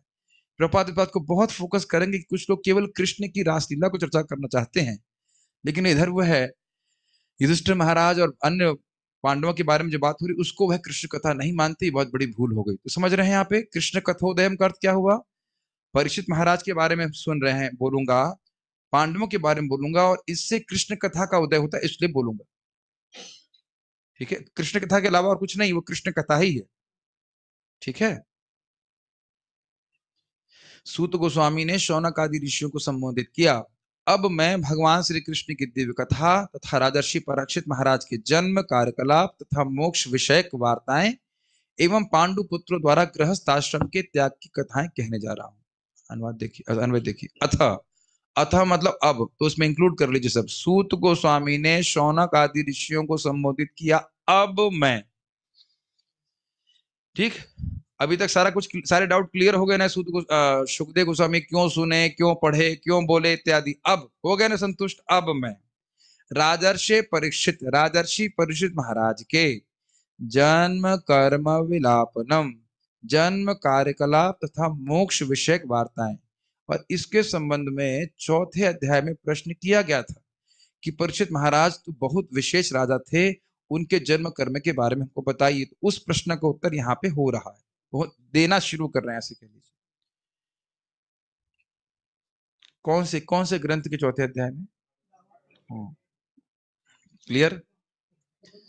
जब शौनक आदि ऋषि पूछ रहे थे कि भाई वह तो बहुत बड़े राजा थे, वो क्यों शरीर त्याग, प्रायोपवेश गंगायाम परितम परमर्श भी, ऋषियों के संग इकट्ठा होकर के क्यों वह गंगा जी के तट पे बैठे बोलने के लिए? वह तो दूसरों के लिए उनका जीवन था, इत्यादि इत्यादि। याद आ रहा है? परमार्थ के लिए था, दूसरों को आश्रय प्रदान करने वाला था। तो ये सब बातें भी, वो जो प्रश्न किए गए थे उनके उत्तर अब वह देना शुरू करेंगे। सुखदेव गोस्वामी कैसे बोले, इसका उत्तर तो दिख रहा होगा।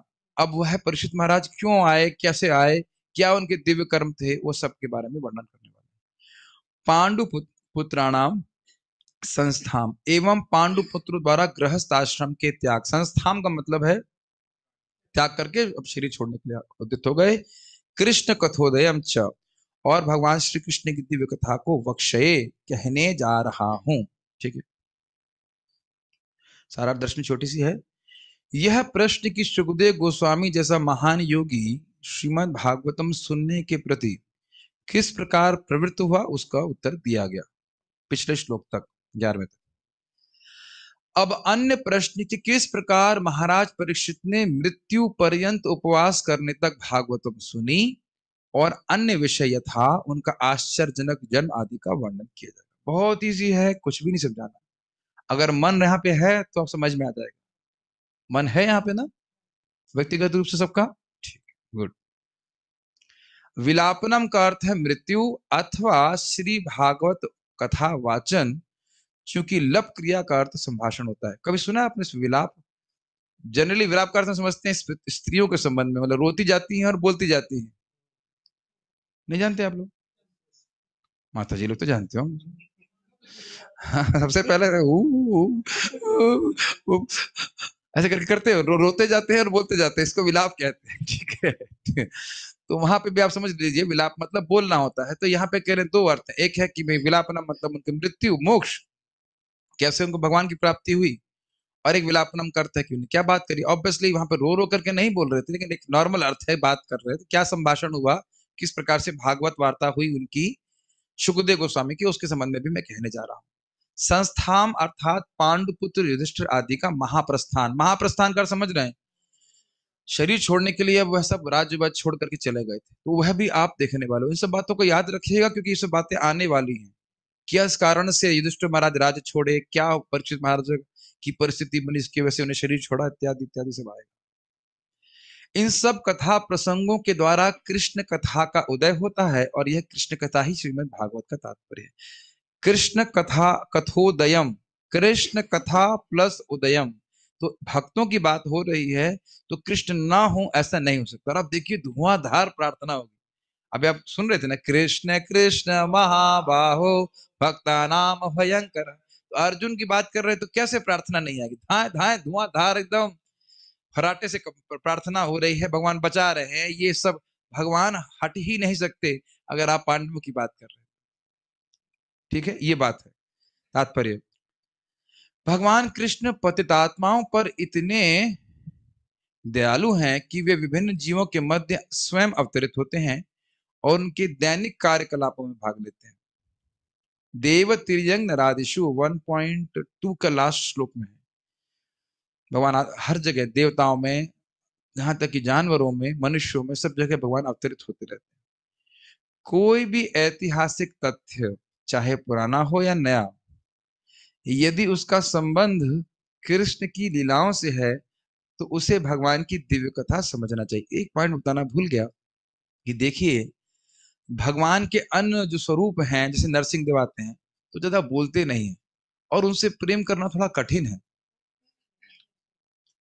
महाराज का ही मैं अभी भक्त शेयर किए थे, इसमें तो बोल रहा था कि नरसिंह देव जी को देख करके बहुत कम लोग मुस्कुरा रहे थे और नृत्य तो कोई भी नहीं कर रहा था। ये बड़ा इंटरेस्टिंग था। लेकिन जब भगवान कृष्ण निकलते हैं ब्रज से तो नाचते हुए निकलते हैं और सभी उनको देखकर नाचते रहते हैं, जिसमें कथा गानम नाट्यम गमन अपि वंशी प्रिय सखी। ये तो बड़ा अंतर है। और नरसिंह देव के सामने नाचना तो रिस्क है। वैसे तो नरसिंह देव भी बड़े दयालु हैं, लेकिन भगवान के स्वरूप के आगे नाचने में थोड़ा डाउट लगेगा ना, कि नाचने का तो प्रोटोकॉल रहेगा, भाई भगवान है आप इत्यादि। तो जब भगवान मनुष्य के रूप में आते हैं तो उनसे प्रेम करना बड़ा सहज होता है, अपने मनुष्य रूप को जो प्रकट करते हैं, तो इसलिए भगवान ऐसा करते हैं। ठीक है, तो यहाँ प्रभुपाद कह रहे हैं किसी भी कथा का संबंध अगर भगवान से है तो फिर वह दिव्य है, उसको भक्त लोग ग्रहण करते हैं। कृष्ण के बिना पुराण तथा महाभारत जैसे पूरक ग्रंथ निरी कहानियां या ऐतिहासिक तथ्य है, मतलब उनका कोई सूखे हैं, प्राणहीन है, ये बोल लीजिए। लेकिन कृष्ण के होने से वे दिव्य बन जाते हैं और उनका श्रवण करते ही हम भगवान से दिव्य रूप से जुड़ जाते हैं। स्पष्ट है, भगवान कृष्ण है तो कृष्ण का कुछ नाम रूप गुण लीला है तो वह दिव्य ग्रंथ। श्रीमद् भागवत भी एक पुराण है, लेकिन इस पुराण का विशेष महत्व यह है कि इसमें कृष्ण की लीलाएं केवल पूरक ऐतिहासिक तथ्य नहीं, वर्ण यही केंद्र बिंदु ही। बड़ा इंटरेस्टिंग है। अन्य जगह पॉलिटिक्स की चर्चा है, इत्यादि बहुत चर्चा है और साथ में कृष्ण कथा भी है, लेकिन भागवत में कृष्ण कथा और कृष्ण कथा के प्रसंग के अलावा कुछ है ही नहीं। मुख्य विषय यही है कि कृष्ण की कीर्ति का प्रतिपादन हो, उनके गुणों का आख्यान हो। ये बहुत स्पेशल बनाता है, इसलिए दिव्य ग्रंथ है। इसमें कोई मल नहीं है, अर्थात कृष्ण के अलावा कोई इतर चर्चा नहीं है, अलग चर्चा नहीं। इसलिए भगवान श्री चैतन्य महाप्रभु ने श्रीमद् भागवतम की संस्तुति निष्कलुष पुराण के रूप में की। कलुष समझ रहे हैं, कृष्ण के अलावा कुछ और प्रसंग आ जाना, ये कलुषता है।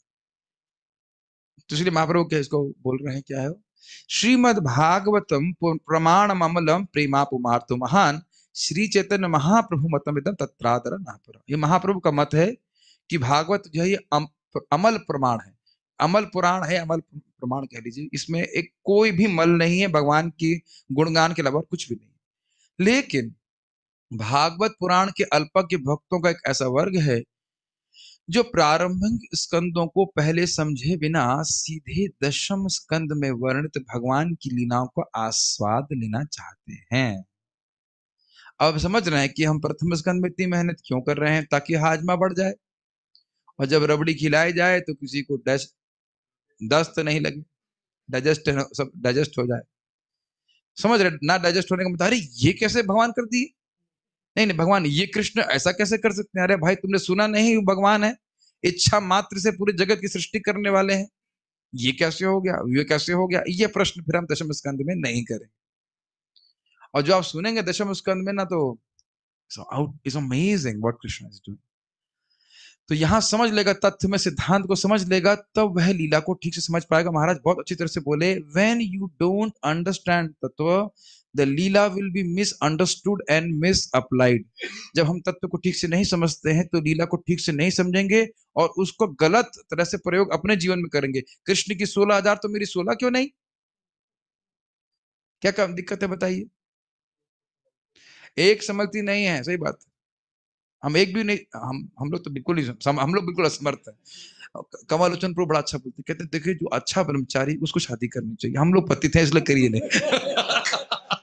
सही में पब्लिक में बोल रहे थे, कह रहे जो बहुत अच्छा ब्रह्मचारी उसको शादी करनी चाहिए, वो धर्म पालन कर पाएगा गृहस्थी के, हम लोग कर ही नहीं सकते, इसलिए हम लोग तो पतित हैं ब्रह्मचारी, तो इसलिए शादी नहीं कर। ऐसे बड़े विनोद में बोलते हो। तो खैर जो भी है, तो मजाक की बात कर रहे थे हम, खाली बोल रहे हैं जब तक हम, और आपने सुना था ना, अनुक्रम्य व्यास देव जी ऐसे सेट करके रखे हैं विषयों को कि नवस्कंद तक आते आते ठीक से अगर हम पढ़ें तो हमें आत्म साक्षात्कार हो जाएगा। देखते हैं कि क्या होता है, 9 साल 10 साल लगेगा। आज हम भक्त से पूछ रहे थे रघुपति प्रभु से कि कितना समय लगता है डॉक्टरी करने के लिए, तो मोटा मोटा अंदाजा लगाया 14-15 साल।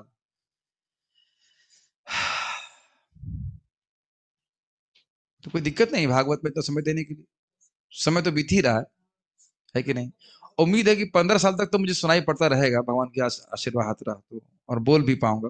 तो अगर 15 साल भी लग जाए तो क्या दिक्कत है, कोई दिक्कत है, कोई दिक्कत हो रही है, कष्ट तो हो नहीं रहा भागवत सुनने में, बस 15 साल तक भक्ति करते रहिए, ठीक है। तो ये बहुत इंपॉर्टेंट बात है। कुछ लोग सोचते हैं बस वही कृष्ण कथा है और बाकी सब ये सब चर्चाएं हैं तत्व की, सब कुछ चर्चा वर्चा नहीं है, इसे सुनने की जरूरत नहीं। महाराज बड़ा बता रहे थे, कह रहे भागवत कर रहे हैं, कह रहे हमें कंप्लेन आ रही है कि अब तक तो ये लाला का जन्म ही नहीं हुआ है और रुक्मणी का विवाह ही नहीं हुआ, ये कैसी कथा चल रही है। तो कुछ लोग 7 दिन में ऐसे क्रैश कोर्स करना चाहते हैं, जैसे कहो 7 दिन में एमबीबीएस करा देंगे हम, 10th फेल 12वीं पास करें, सुना है ना सर। इस प्रकार से 10 दिन में कोई डॉक्टर नहीं बन सकता, झोला छाप जरूर बन सकता है। तो इस प्रकार से हम 7 दिन वाला कोर्स नहीं करा रहे हैं, काफी लंबा कोर्स है। और क्या दिक्कत है, हर श्लोक अमृत है, इज इट नॉट? समझ में आ गया? तो अगर भगवान की दिव्य लीलाओं का आस्वादन करना चाहता है तो व्यक्ति को अपने हृदय को शुद्ध करने के लिए तैयार होना चाहिए। और पढ़ते चले जाएंगे ना तो यही श्लोक बहुत अच्छे लगने लगेंगे। प्रथम स्कंद कितना इंटरेस्टिंग है, अभी देखिए, अमेजिंग है। उनकी यह भ्रांत धारणा होती है कि अन्य स्कंद भगवान से संबंध नहीं है, जबकि यहां क्या लिखा है, कृष्ण कथोदयम, कृष्ण कथा का उदय इन प्रसंगों से हो रहा है, अतः वे मूर्तावर्ष दशम स्कंद को ही पढ़ने लगते हैं, कूद जाते हैं वहां पे। जैसे एबीसीडी कोई ना सीखे, कहे मैं अब शेक्सपियर का नॉवल पढ़ा मुझे, तो एबीसीडी आता है तुमको? नहीं, एबीसीडी तो आता नहीं मुझे, से बंगाली आती नहीं है। बंगाली अगर पढ़ना सीखना पड़ेगा तो ख ख पढ़ना पड़ेगा कि मैं सीधे बंगाली के लिटरेचर पढ़ना चालू कर दूंगा? फिर यही बात प्रभुपाद जी कर रहे हैं। मैंने, और वैसे ये सब का काम भी नहीं है, भगवान का तत्व का वर्णन आप नहीं देख रहे प्रथम स्कंद में, कितना सुंदर सुंदर बातें हैं। हाँ, प्रभुपाद जी कृष्ण बुक क्यों दी, एक प्रश्न आ सकता है। देखिए प्रभुपाद जी ने कृष्ण बुक में बहुत सारी फिलॉसफी दी है। एक दूसरा, वो जान रहे थे कि मेरा शरीर कभी भी छूट सकता है। जैसे कृष्णदास कविराज गोस्वामी भी मध्य लीला में ही अंत लीला पढ़ना शुरू कर दी, पूरा सार में अंत लीला को काफी बातें बता दी हैं। कहते हैं पता नहीं मैं जिंदा रहूंगा कि नहीं, तो इसी से भक्त तो संतुष्ट हो जाएंगे। फिर आगे जाकर इसको और डिटेल में वर्णन करते हैं, इसलिए प्रभुपाद जी दिए, ठीक है। इन पाठकों को यहाँ पर विशेष रूप से बताया जा रहा है कि भगवान के अन्य स्कंद भी दशम स्कंद की ही भांति महत्वपूर्ण हैं, और ऐसा नहीं है कि प्रभुपाद जी केवल कृष्ण बुक दिए हैं, प्रथम स्कंद भी दिए हैं, इज इट नॉट? तो उसको भी पढ़ना है। तो आप लोग समझ गए। अब सूत गोस्वामी जी पांडवों के बारे में बोलना शुरू करेंगे। तो हम लोग कल से एकादशी में 1 घंटा तो क्लास कर सकते हैं, अगर आप लोग परमिशन, वैसे मैं समझ रहा हूँ सब लोग बहुत जब करेंगे और अच्छी बात है, दैट इज वेरी गुड। 1 घंटे की तो बनती है, कुछ तो कृष्ण कथा होती है। सुबह हम कोई क्लास नहीं करेंगे, कल धमाधम जब करेंगे। भक्तों से निवेदन है कि अगर छुट्टी मिल सके, अपने दुखों से निवृत्ति मिल सके एक दिन के लिए, तो सभी लोग दुखों से छुट्टी लेकर के भगवान का भजन करें। लेकिन दुख की बात यह कि कल मेरे लिए मीटिंग शेड्यूल कर दी गई, लेकिन मैं कुछ भी हो जाए नहीं जाऊंगा। जो भी है, I am not going to go in any meeting except chanting Hare Krishna. Let's see Krishna, let everybody can, online वाले भी आ सकते हैं, कोई दिक्कत नहीं। ओहो हाँ हाँ, मीटिंग आते हैं, ठीक है, कोई प्रश्न नहीं है। भागवत तो स्वयं भगवान ही हैं, इसलिए भागवत को पढ़ना अथवा भक्तों के संग श्रवण करना स्वयं भगवान का संग करने की बात है। हाँ ठीक है। शक्तिपात से कुंडली जागरण है, हाँ ठीक, मजाक कर रहे हैं। हाँ, कुंडली जागरण करने के लिए नहीं बैठे हैं यहाँ पे हम।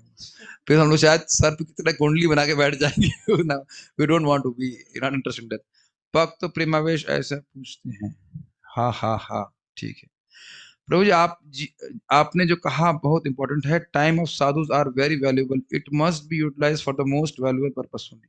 हाँ ठीक, देखिए मैं ये नहीं कह रहा हूँ, तो मैं थोड़ा भाव में कहता है, ऐसा नहीं कि कोई दुख है तो आप काउंसलर से भक्त के पास नहीं आ सकते, लेकिन ये पूछने के लिए मैं कैसा हूँ, उसमें 10 मिनट, और फिर उस आपने देखा, ये मुझे महाराज के बारे में बता रहे थे, परम पूज्य लोकनाथ महाराज के बारे में, कि आप कुछ प्रयोजन लेकर बात करने आए तो महाराज बात करेंगे, और ऐसे जैसे महाराज को लगेगा कि आप टाइम बस बिता रहे हो तो तुरंत बोल देंगे। पहले वो महाराज सनक प्रभु बता रहे थे कि ऐसे इधर देखने लग जाएंगे, घड़ी देखेंगे ऐसे करके, बहुत नम्र है महाराज, तो ऐसे कठोर तो नहीं बोलते, ऐसे देखने लग जाएंगे, फिर कहेंगे मुझे कुछ और काम करना है मतलब आप जा सकते, तक लिया आप जा सकते। मैंने सुना मेरे गुरु महाराज को भी पसंद नहीं आता चेले घूमते रहे आसपास, if you have any something important you discuss, लेकिन घूमते रहने से कृपा नहीं मिल जाएगी साइड में। हमारे महाराज के वक्तव्य हैं, ये महाराज से साक्षात सुना हूं, मतलब रिकॉर्डिंग में, कि प्रभुपाद जी अमेरिका जाते थे तो कुछ शिष्य ऐसे थे जहां जहां प्रभुपाद जी जाते थे वहां वहां उनके पीछे जाते थे, और वो मूवमेंट में भी नहीं है। So main thing is absorbing the शिक्षा, एब्जॉर्बिंग द टीचिंग, बहुत इंपॉर्टेंट। ऑल दिस का अर्थ ये नहीं कि आप संग प्राप्त ना कीजिए, लेकिन मुझे इस बात पे क्रोध आता है कि जब हम क्लास करते हैं तो वो व्यक्ति नहीं आएगा, जूम पे भी नहीं आएगा, और ऐसे वो अलग समय लेता है। एक बार तो ऐसा हुआ कि भक्त बोला पुरुष समय में देना आना आऊंगा, यहाँ के बैठा 15 मिनट बाद चला गया, क्या मतलब बताइए। यानी हाँ, हर व्यक्ति का अधिकार होता है, उधर हम नेगेटिव नहीं कुछ कहना चाहते। Some of the devotees say that reading many commentaries on Bhagavatam along with Srila Prabhupada Parvat makes us proud, but the will to read commentaries itself is a progress in bhakti, and Srimad Bhagavatam changes heart as we read in Prabhupada Parvat. अब देखिए, कुछ लोग कह रहे हैं कि commentary पढ़ने से अहंकार हो जाता है, और न्यूज़पेपर पढ़ने से नहीं होता है। न्यूज़पेपर पढ़ेंगे तो उससे कुछ अहंकार नहीं बढ़ेगा। जब हम आचार्यों की टीका पढ़ते हैं तो उनका संग प्राप्त है। प्रभुपाद जी प्रथम स्कंद के प्रथम अध्याय के प्रथम श्लोक में कह रहे हैं, जो गंभीर छात्र है वैसे पढ़ेगा। तो अब आप देख लीजिए प्रभुपाद क्या कह रहे हैं, अपने आप देख लीजिएगा, उसको पढ़ लीजिएगा। मुझे लोगों के ओपिनियन से मतलब नहीं है, आचार्यों की बात रखनी चाहिए। मैं जब सुखदेव गोस्वामी सारे शास्त्र को जानते थे, how he was not attracted towards Bhagavat in the first place, नहीं, भागवतम को नहीं जानते थे, तो ब्रह्मानंद के अनुभव को अनुभव प्राप्त था, लेकिन वह भागवत को नहीं जान रहे। भागवत उनको व्यासदेव की तरह प्राप्त थी। भक्त संग में पता नहीं चलता कि भागवतम लाभ सुन क्या लाभ, पता नहीं क्या कह रहे हैं। भक्त संग में पता ही नहीं चलता कि भागवतम लाभ सुन क्या क्या लाभ। आपकी हिंदी बहुत अच्छी है, मैं समझ नहीं पाया, ठीक है, संस्कृत बोलिए तो शायद समझ पाऊंगा मैं, संस्कृत का अभ्यास है, इंग्लिश जानता हूँ। You can type in English, I can understand English. Okay, thank you all very much. हाँ, आपका प्रश्न? हाँ, यस प्रभु जी, जैसे कि आत्मा के ऊपर जो है मन बुद्धि अहंकार है, जो सटल बॉडी, ठीक है, वो समझ रहा आत्मा हूँ। के ऊपर, उसके बाद फिर ग्रॉस बॉडी है। हाँ, तो क्या आत्मा को भी माया टच कर सकती है? यया सम्मोहितो जीव आत्मानं त्रिगुणात्मकं परोपि मनुते नर्थम तत्कृतम चाभिपद्यते। तो यया सम्मोहितो जीव, जीवा मतलब आत्मा होता है कि नहीं, तो उससे कौन सम्मोहित हो रहा है? आपका मन सम्मोहित हो रहा है कि आप सम्मोहित हो रहे हैं? आत्मा। मन आत्मा।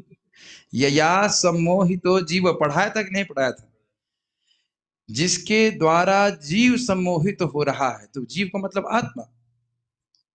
और क्या सम्मोहन का अर्थ है? आत्मानम त्रिगुणात्मक, अपने आप को इस त्रिगुणात्मक स्थूल या सूक्ष्म शरीर से अपनी पहचान कर रहे हैं। परोपि, यद्यपि वो परे, जैसे आपने कहा परोपि, यद्यपि वो परे है, परोपि तत्कृतम मन्ने, तत्परोपि तत्कृतम अनर्थम, फिर भी वो मान रहा। तरोपि मनुते, तरोपि परो अपि मनुते, है वो पर, दिव्य है, फिर भी मान रहा है कि वह शरीर है।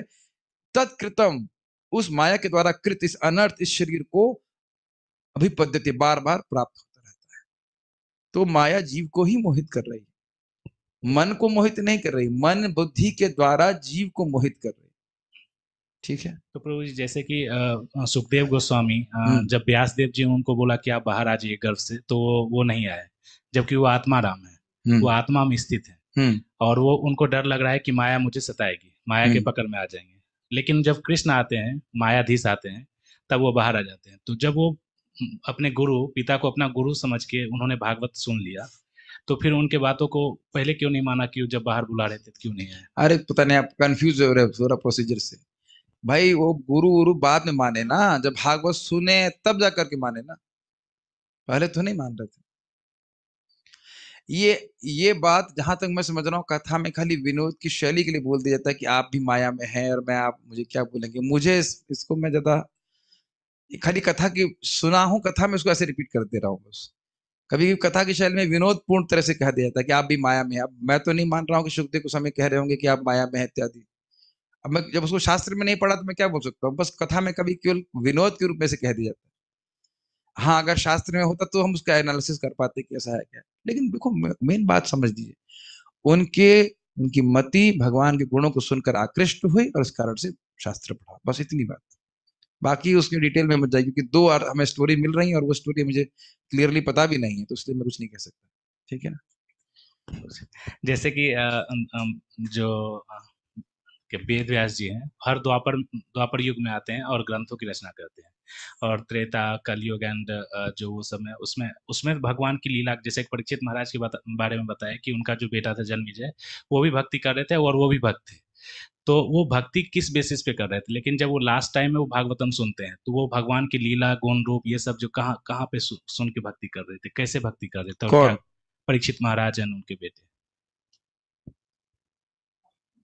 परीक्षित महाराज ने भगवान के जन्म और कर्म गुणों को तो भागवत में सुना ना।